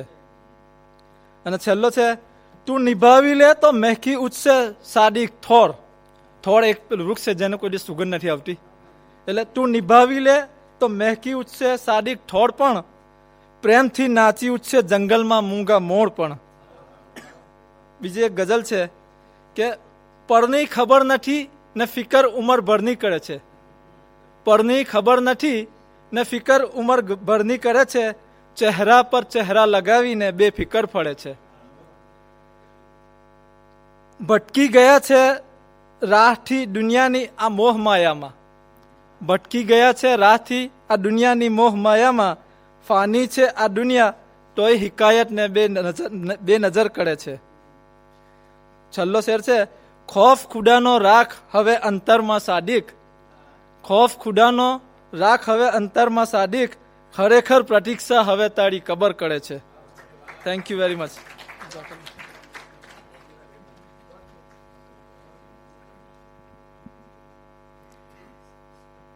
સાદિકભાઈ પછી જે ગઝલકાર આવે છે એ આપણા બાટલીના ઇસ્માઇલભાઈ દાજી. અને એક શેરમાં એ એવી ફરિયાદ કરે છે કે છુપાઈને ઘૂંઘટમાં ના કરો શણગારની વાતો. ઘૂંઘટની વાત આવી છે. આદિલ સાહેબ કહે છે કે શબ્દ જે તુજ હોઠ પર આવ્યા હતા એ તો મારા મૌનના પરગા હતા. શબ્દ જે તુજ હોઠ પર આવ્યા હતા એ તો મારા મૌનના પરગા હતા. આપ શું જાણો કે ક્યાં વીજળી પડી. આપ તો ઘૂંઘટમાં શરમાયા હતા. તો ઘૂંઘટની વાત લઈ અને આવે છે બાટલીના ઇસ્માઇલભાઈ દાજી.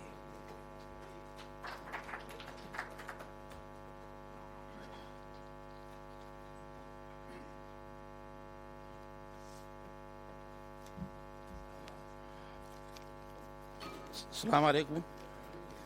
આદમ સાહેબ એક મુક્તક રજૂ કરું છું. કરો ના કદી ધર્મ પરિવર્તનની વાતો.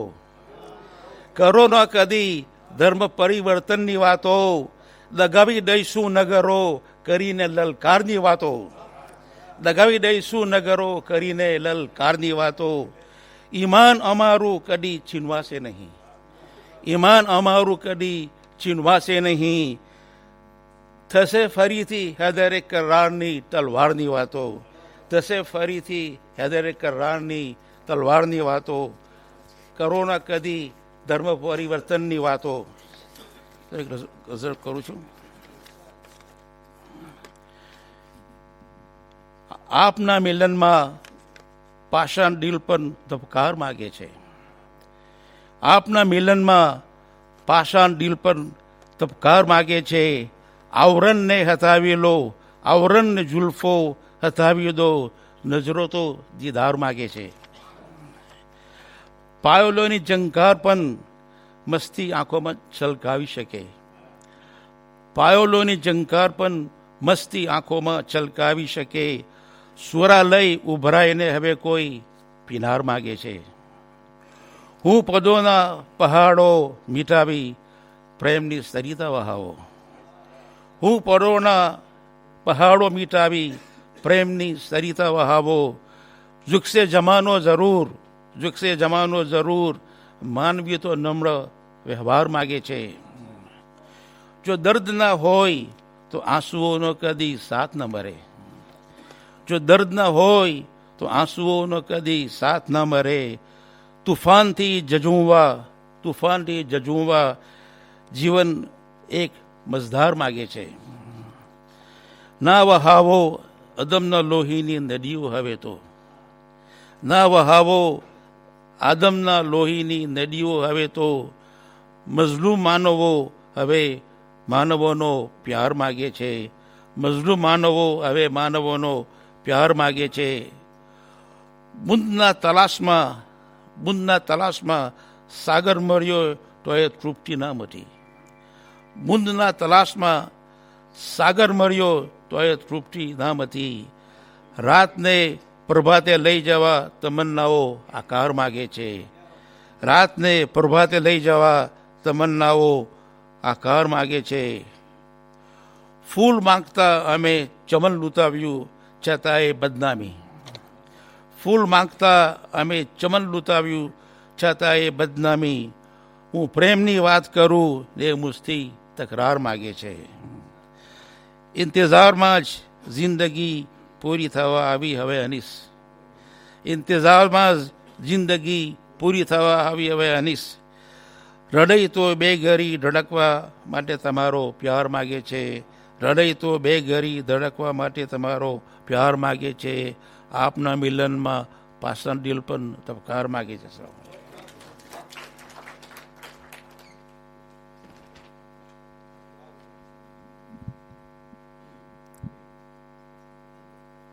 ઇસ્માઇલભાઈએ ઇન્ટેજારની વાત કરી. ઇન્ટેજાર કેવો હોય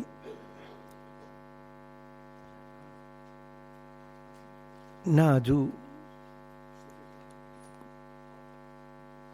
સુફી સાહેબ બાકી હતા ને તમે? હા, ટાઈમ થયો. અને યાકુબ ફળી આવવાના હતા એવું કહ્યું એક, બરાબર ને? અને વચ્ચે અબ્દુલ કરીમભાઈ બોલવાના છે છેલ્લે. ઓ રાઈટ રાઈટ. તો હવે એક એક જ ગઝલ બાકી રહી છે. ગુલ સાહેબે જે ક્રમ ગોઠવેલો એ પ્રમાણે તો હું બહુ ટૂંકી ગઝલ રજૂ કરું છું. તમે સાંભળી હશે પણ અબ્દુલ કરીમભાઈ માટે ખાસ તો. અને સાપ્તાહિક ગઝલ છે એટલે એક સપ્તાહમાં પૂરી થાય છે, એક વીકમાં, વીકલી. સોમવારે પારણું બંધાય છે ને બોખા દાડીમાં બહુ હરખાય છે. સોમવારે પારણું બંધાય છે, બોખા દાડીમાં બહુ હરખાય છે. ઘૂઘરા વાગે છે મંગળવારના ને પછી હાલરદું પૂરું થાય છે.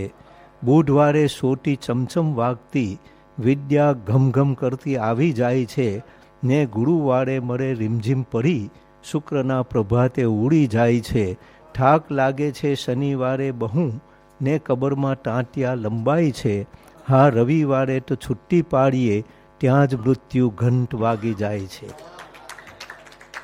હવે ગુલ સાહેબના આયોજન પ્રમાણે ફરીથી આપણે ભાઈ મહેકને વિનંતી કરીએ કે એક ગઝલ એમની રજૂ કરે. એ પહેલાં શૂન્ય પાલનપુરીના એક બહુ સરસ બે શેર હું તમને કહું છું. એક મુક્તક છે એમનું, અને એ કહે છે કે પાંપણ ઝૂકી ગઈ છે એ શરણાગતિ નથી. પાંપણ ઝૂકી ગઈ છે એ શરણાગતિ નથી. સૌંદર્યની હજુરે પ્રણયનો વિવેક છે. પાંપણ ઝૂકી ગઈ છે એ શરણાગતિ નથી. સૌંદર્યની હજુરે પ્રણયનો વિવેક છે. ને આંખો ભરીને બેઠી છે દરબાર દર્દનો, દિલમાં કોઈની યાદનો રાજ્યાભિષેક છે. તો આવું જ દર્દ ગઝલમાં લઈ અને આવે છે ભાઈ મહેક ટંકારવી.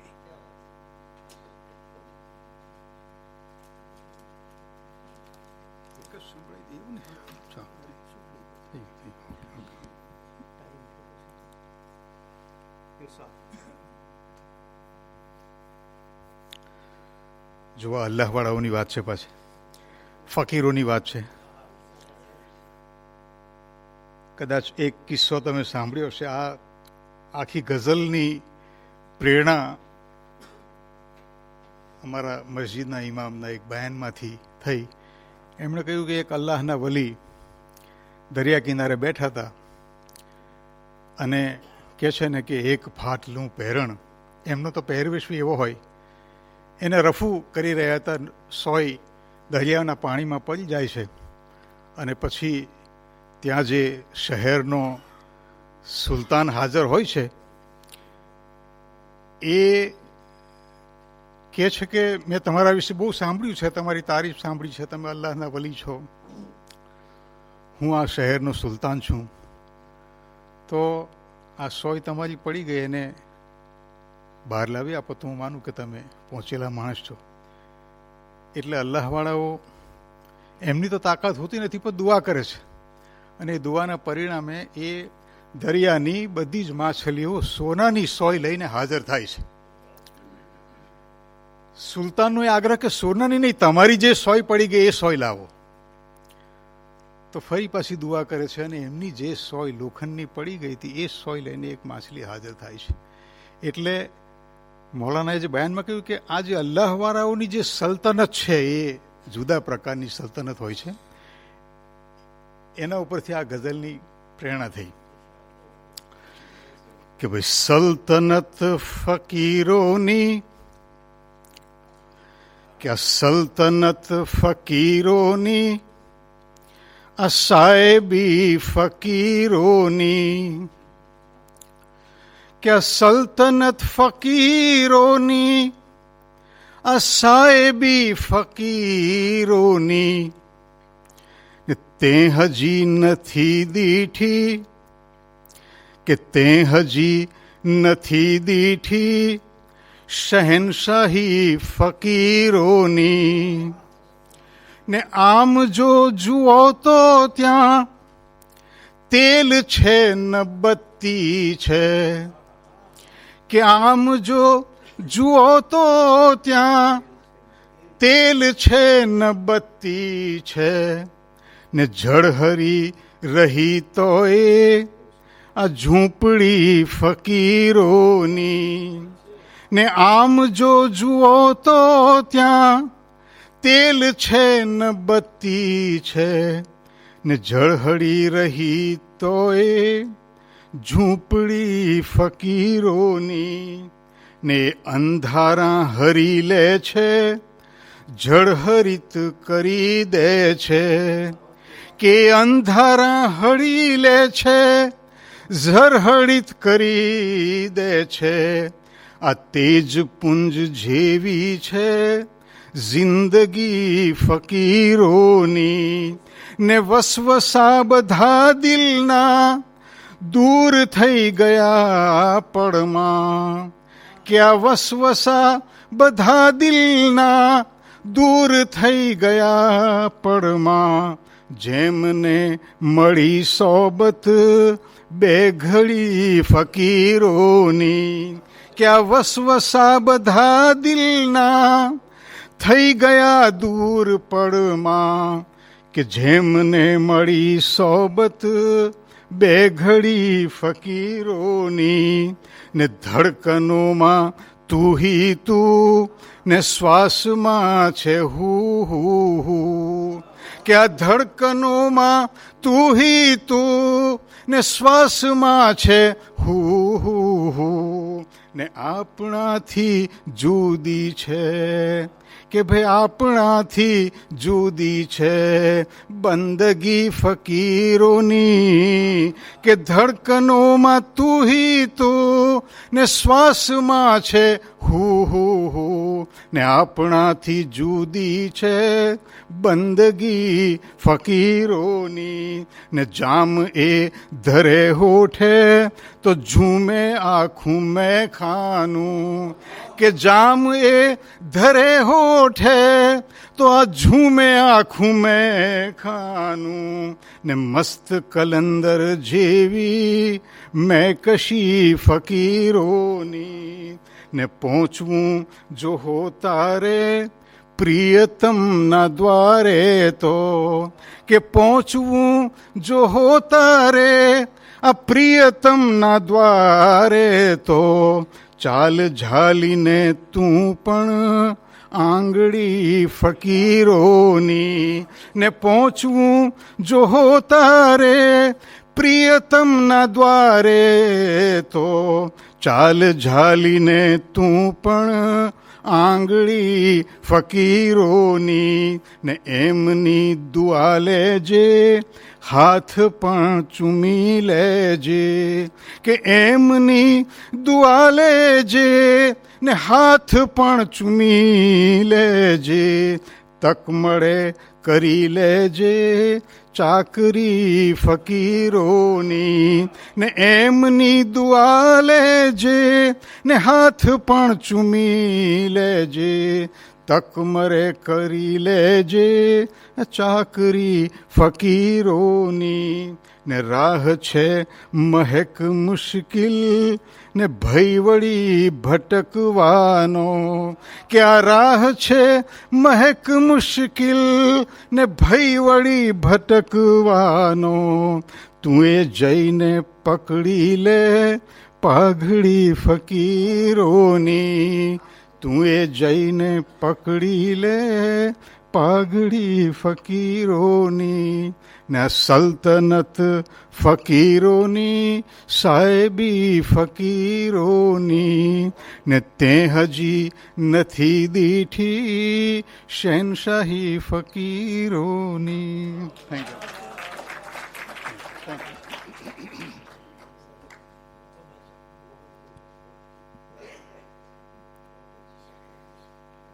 ભાઈ મહેકે ફકીરોની સલ્તનતની વાત કરી. મરીઝ કહે છે કે નવાઈ શું જો કવિ દિલનો હાલ સમજે છે. નવાઈ શું જો કવિ દિલનો હાલ સમજે છે, ફકીર લોક જમાનાની ચાલ સમજે છે. નવાઈ શું જો કવિ દિલનો હાલ સમજે છે, ફકીર લોક જમાનાની ચાલ સમજે છે. ને એ ભેદ ખોલશે ક્યારેક ખુદા પરસ્ત કોઈ. એ ભેદ ખોલશે ક્યારેક ખુદા પરસ્ત કોઈ, કે કોણ કોને અહીં પાયમાલ સમજે છે. તો આ મરીઝની પંક્તિઓ પછી છેલ્લે એક હઝલકાર હવે રહ્યા છે, એમને આપણે સાંભળીએ અને પછી અબ્દુલ કરીમભાઈને. સુફી પહેલાં લઈ લે. ભલે ભલે ભલે. હા, તો આપણે અબ્દુલ કરીમભાઈને વિનંતી કે તેઓ આપણને સંબોધન કરે.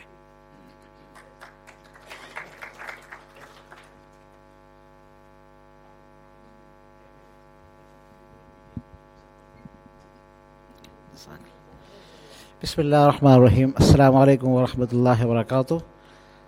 વાત સાચી છે, 9:30 થઈ ગયા છે અને મારે પણ ખાસ કંઈ વાત નથી કરવી. માત્ર એટલું જ કહેવું છે કે જે ફકીરોની વાતચીત થઈ, ભાઈ મહેકે તસવ્વુફને પોતાની કવિતામાં સમજાવી દીધો કે તસવ્વુફ શું છે. એ જ રીતે બીજા કવિ મિત્રો પણ પોતાના દિલથી જે વાતો કહે છે, એમાં ઘણીવાર મને એવું લાગે છે કે અલ્લાહ પાક એમના દિલોના ઉપર કોઈ વાત ઉતારતા હોય અને એ વાતો એ કહે છે. સમાજ સુધારણાની વાતો હોય, સમાજના સમસ્યાઓના ઉપર કટાક્ષની વાતો હોય, કે પછી આવવાવાળા ભવિષ્યની કોઈક વાતો હોય, આ બધી જ વાતોમાં આપણા માટે ખાલી મનોરંજન નથી, પણ બહુ મોટા સબક અને શીખવાના જે સંદેશાઓ છે એ સંદેશાઓ લઈને આજની આ મુશાયરાની મહેફિલ આપણે ખતમ કરીશું એવી મને ઉમ્મીદ છે. IMFના તરફથી આમંત્રણ મળ્યું એ બદલ એમનો આભાર. આપણા ગુલ સાહેબને જે પારિતોષિક મળ્યું એમને અભિનંદન અને બધા કવિ મિત્રોનો ખૂબ ખૂબ આભાર. અને એમાં જ મારી આ 2 વાતોને હું સમાપ્ત કરું છું. ખુદા હાફિઝ.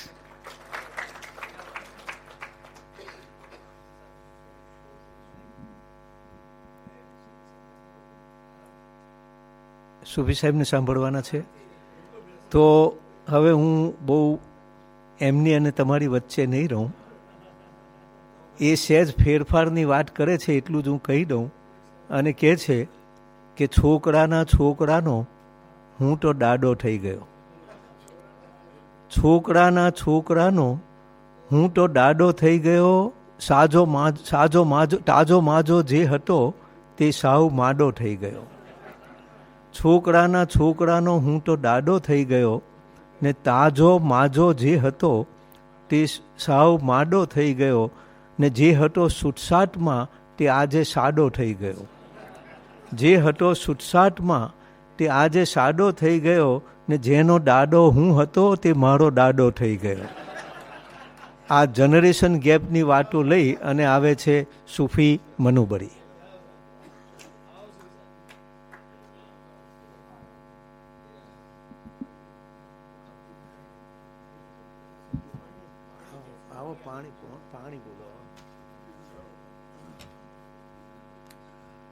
પાણી આપો.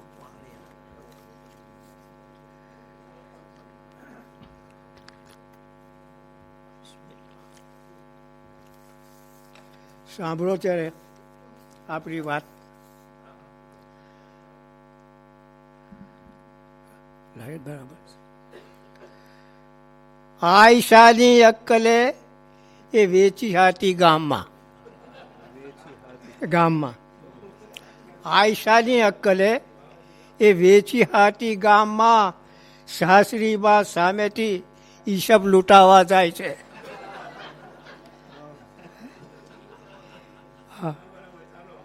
એ ન પૂછો લિબિયા ઇઝરાયલમાં શું થાય છે. એ ન પૂછો કે લિબિયા ઇઝરાયલમાં શું થાય છે. એને એ પૂછો કે સસ્તું તેલ ક્યાં વેચાય છે.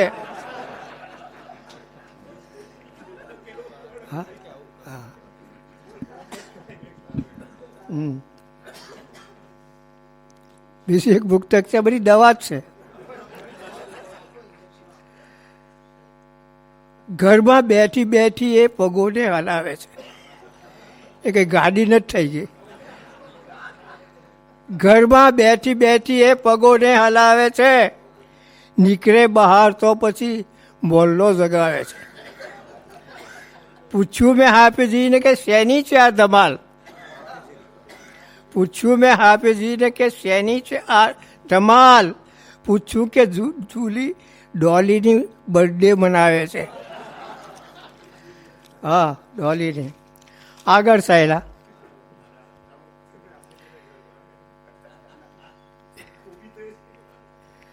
દેશમાં મેં એક હાથી પાલવ્યો હતો. હા, દેશમાં મેં એક હાથી પાલવ્યો હતો. ઇંગ્લિશ ફૂડ ખવડાવીને તાજો મેં કર્યો હતો. ખાઈ પીને એ બેટ તો માથા હુનો થઈ ગયો ને પાસે એની હું ગયો તો મારવા દોડ્યો હતો. આ મોંઘવારીથી બીજું પુસ્તક છે. આ મોંઘવારીથી જીવ તમારો બળે છે. જીવ બળે છે. આ મોંઘવારીથી જીવ તમારો બળે છે. પણ ખીચડી વગર તો સબર ક્યાં વરે છે. બધેથી એ ચોખાના ઠેલા ભરે છે. બધેથી એ ચોખાના ઠેલા ભરે છે. આ ગોરિયા વિચારે આ અવિલ શું કરે છે.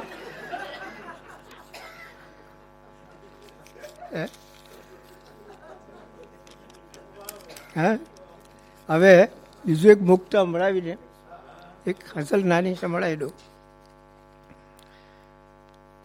કાલે હતો એવો જ છે આજે એ તો અલીભાઈ.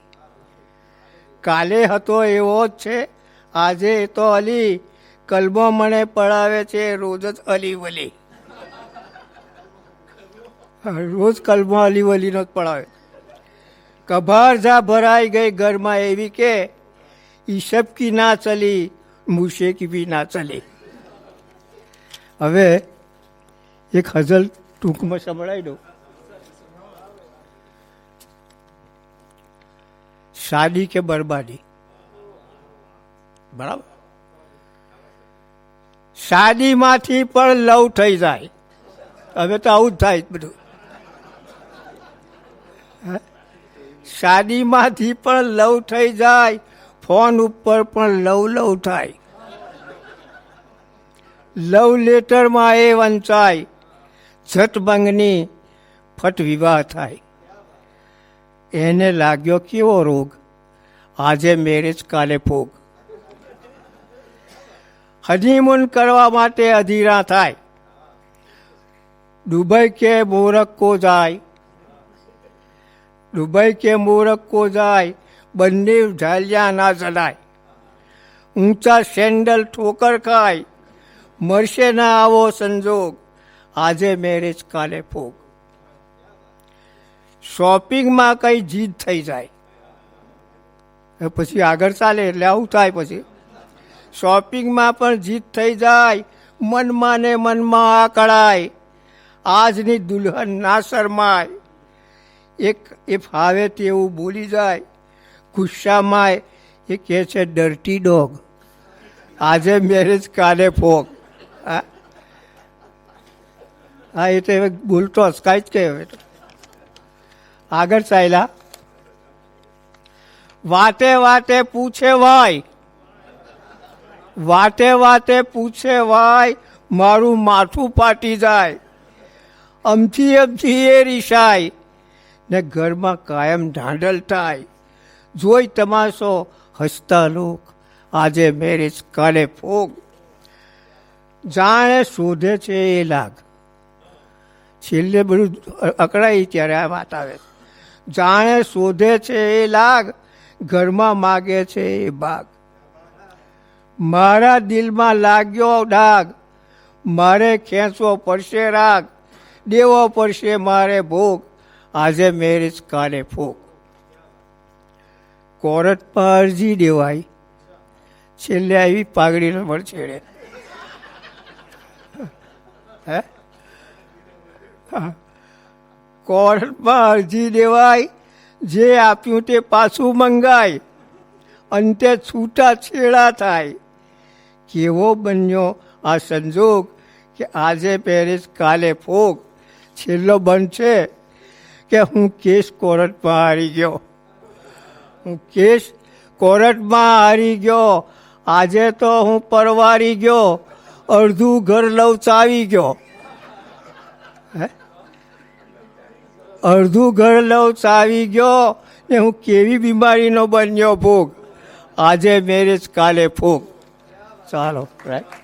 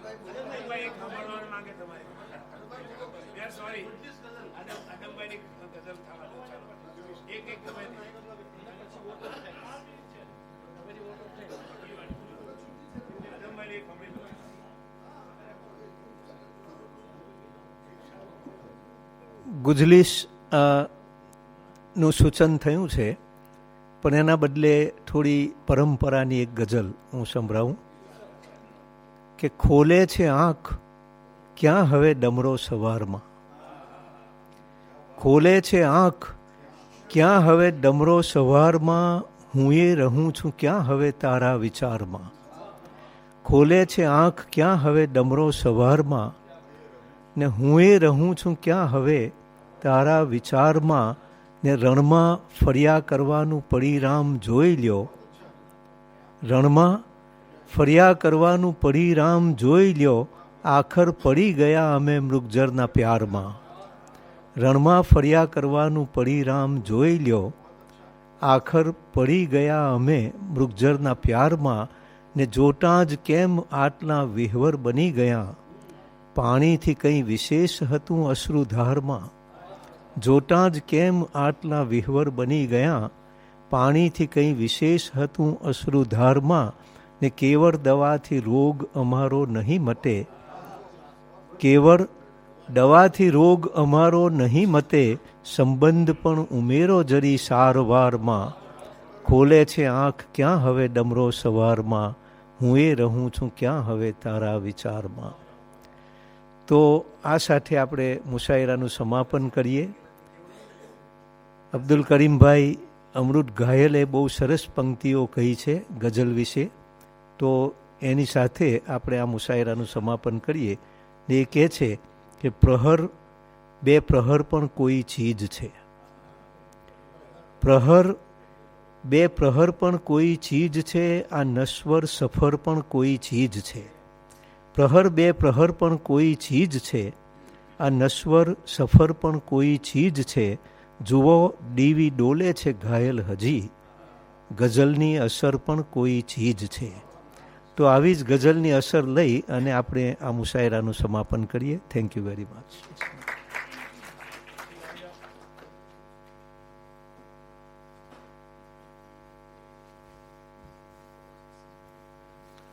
अस्सलाम वालेकुम वरहमतुल्लाहि वबरकातुहू.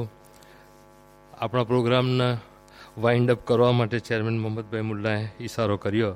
તો સૌપ્રથમ એ જણાવી દઉં કે આપણા જ કેટલાક મેમ્બરોની ફરમાઈશથી ઇન્ડિયન મુસ્લિમ વેલફેર સોસાયટીનું આ એક અદમ પગલું હતું કે મુશાયરાનું આયોજન કરીએ, અને એક પહેલો મુશાયરાનું આયોજન થયું. આ મુશાયરાના આયોજન માટે ઘણા ભાઈઓ ઘણી જહેમત ઉઠાવી છે. સૌપ્રથમ તો મોહમ્મદભાઈ મુલ્લા જે અમારા ચેરમેન છે તેમણે જ અહમદભાઈ ગુલના સજેશનથી આ કામ કર્યું. તો મોહમ્મદભાઈ ગુલ, મોહમ્મદભાઈ મુલ્લા અને ત્યાર પછી અમારા પેગામના જે વર્કર છે મોહમ્મદભાઈ સલ્લુ, અને સાથે સાથે એમના મિત્ર અહમદભાઈ વરિયાવાળાનો હું આભાર માનું છું.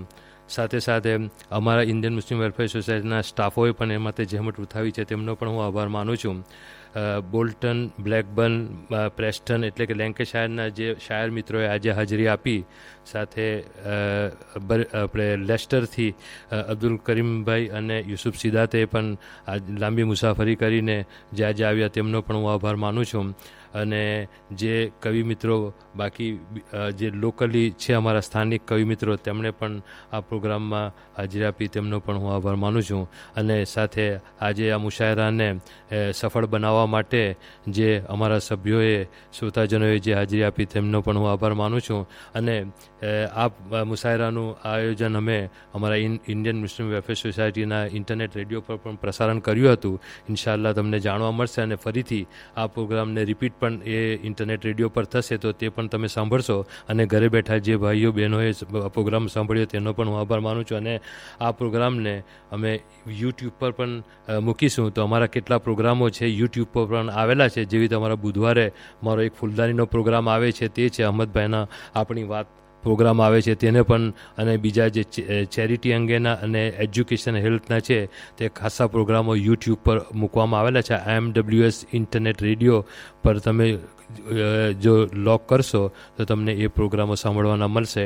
તો હું ફરીથી આપ સૌનો આભાર માનું છું, અને આવા પ્રોગ્રામો વારંવાર થતા રહે એવી આશા સાથે હું વિરમું છું.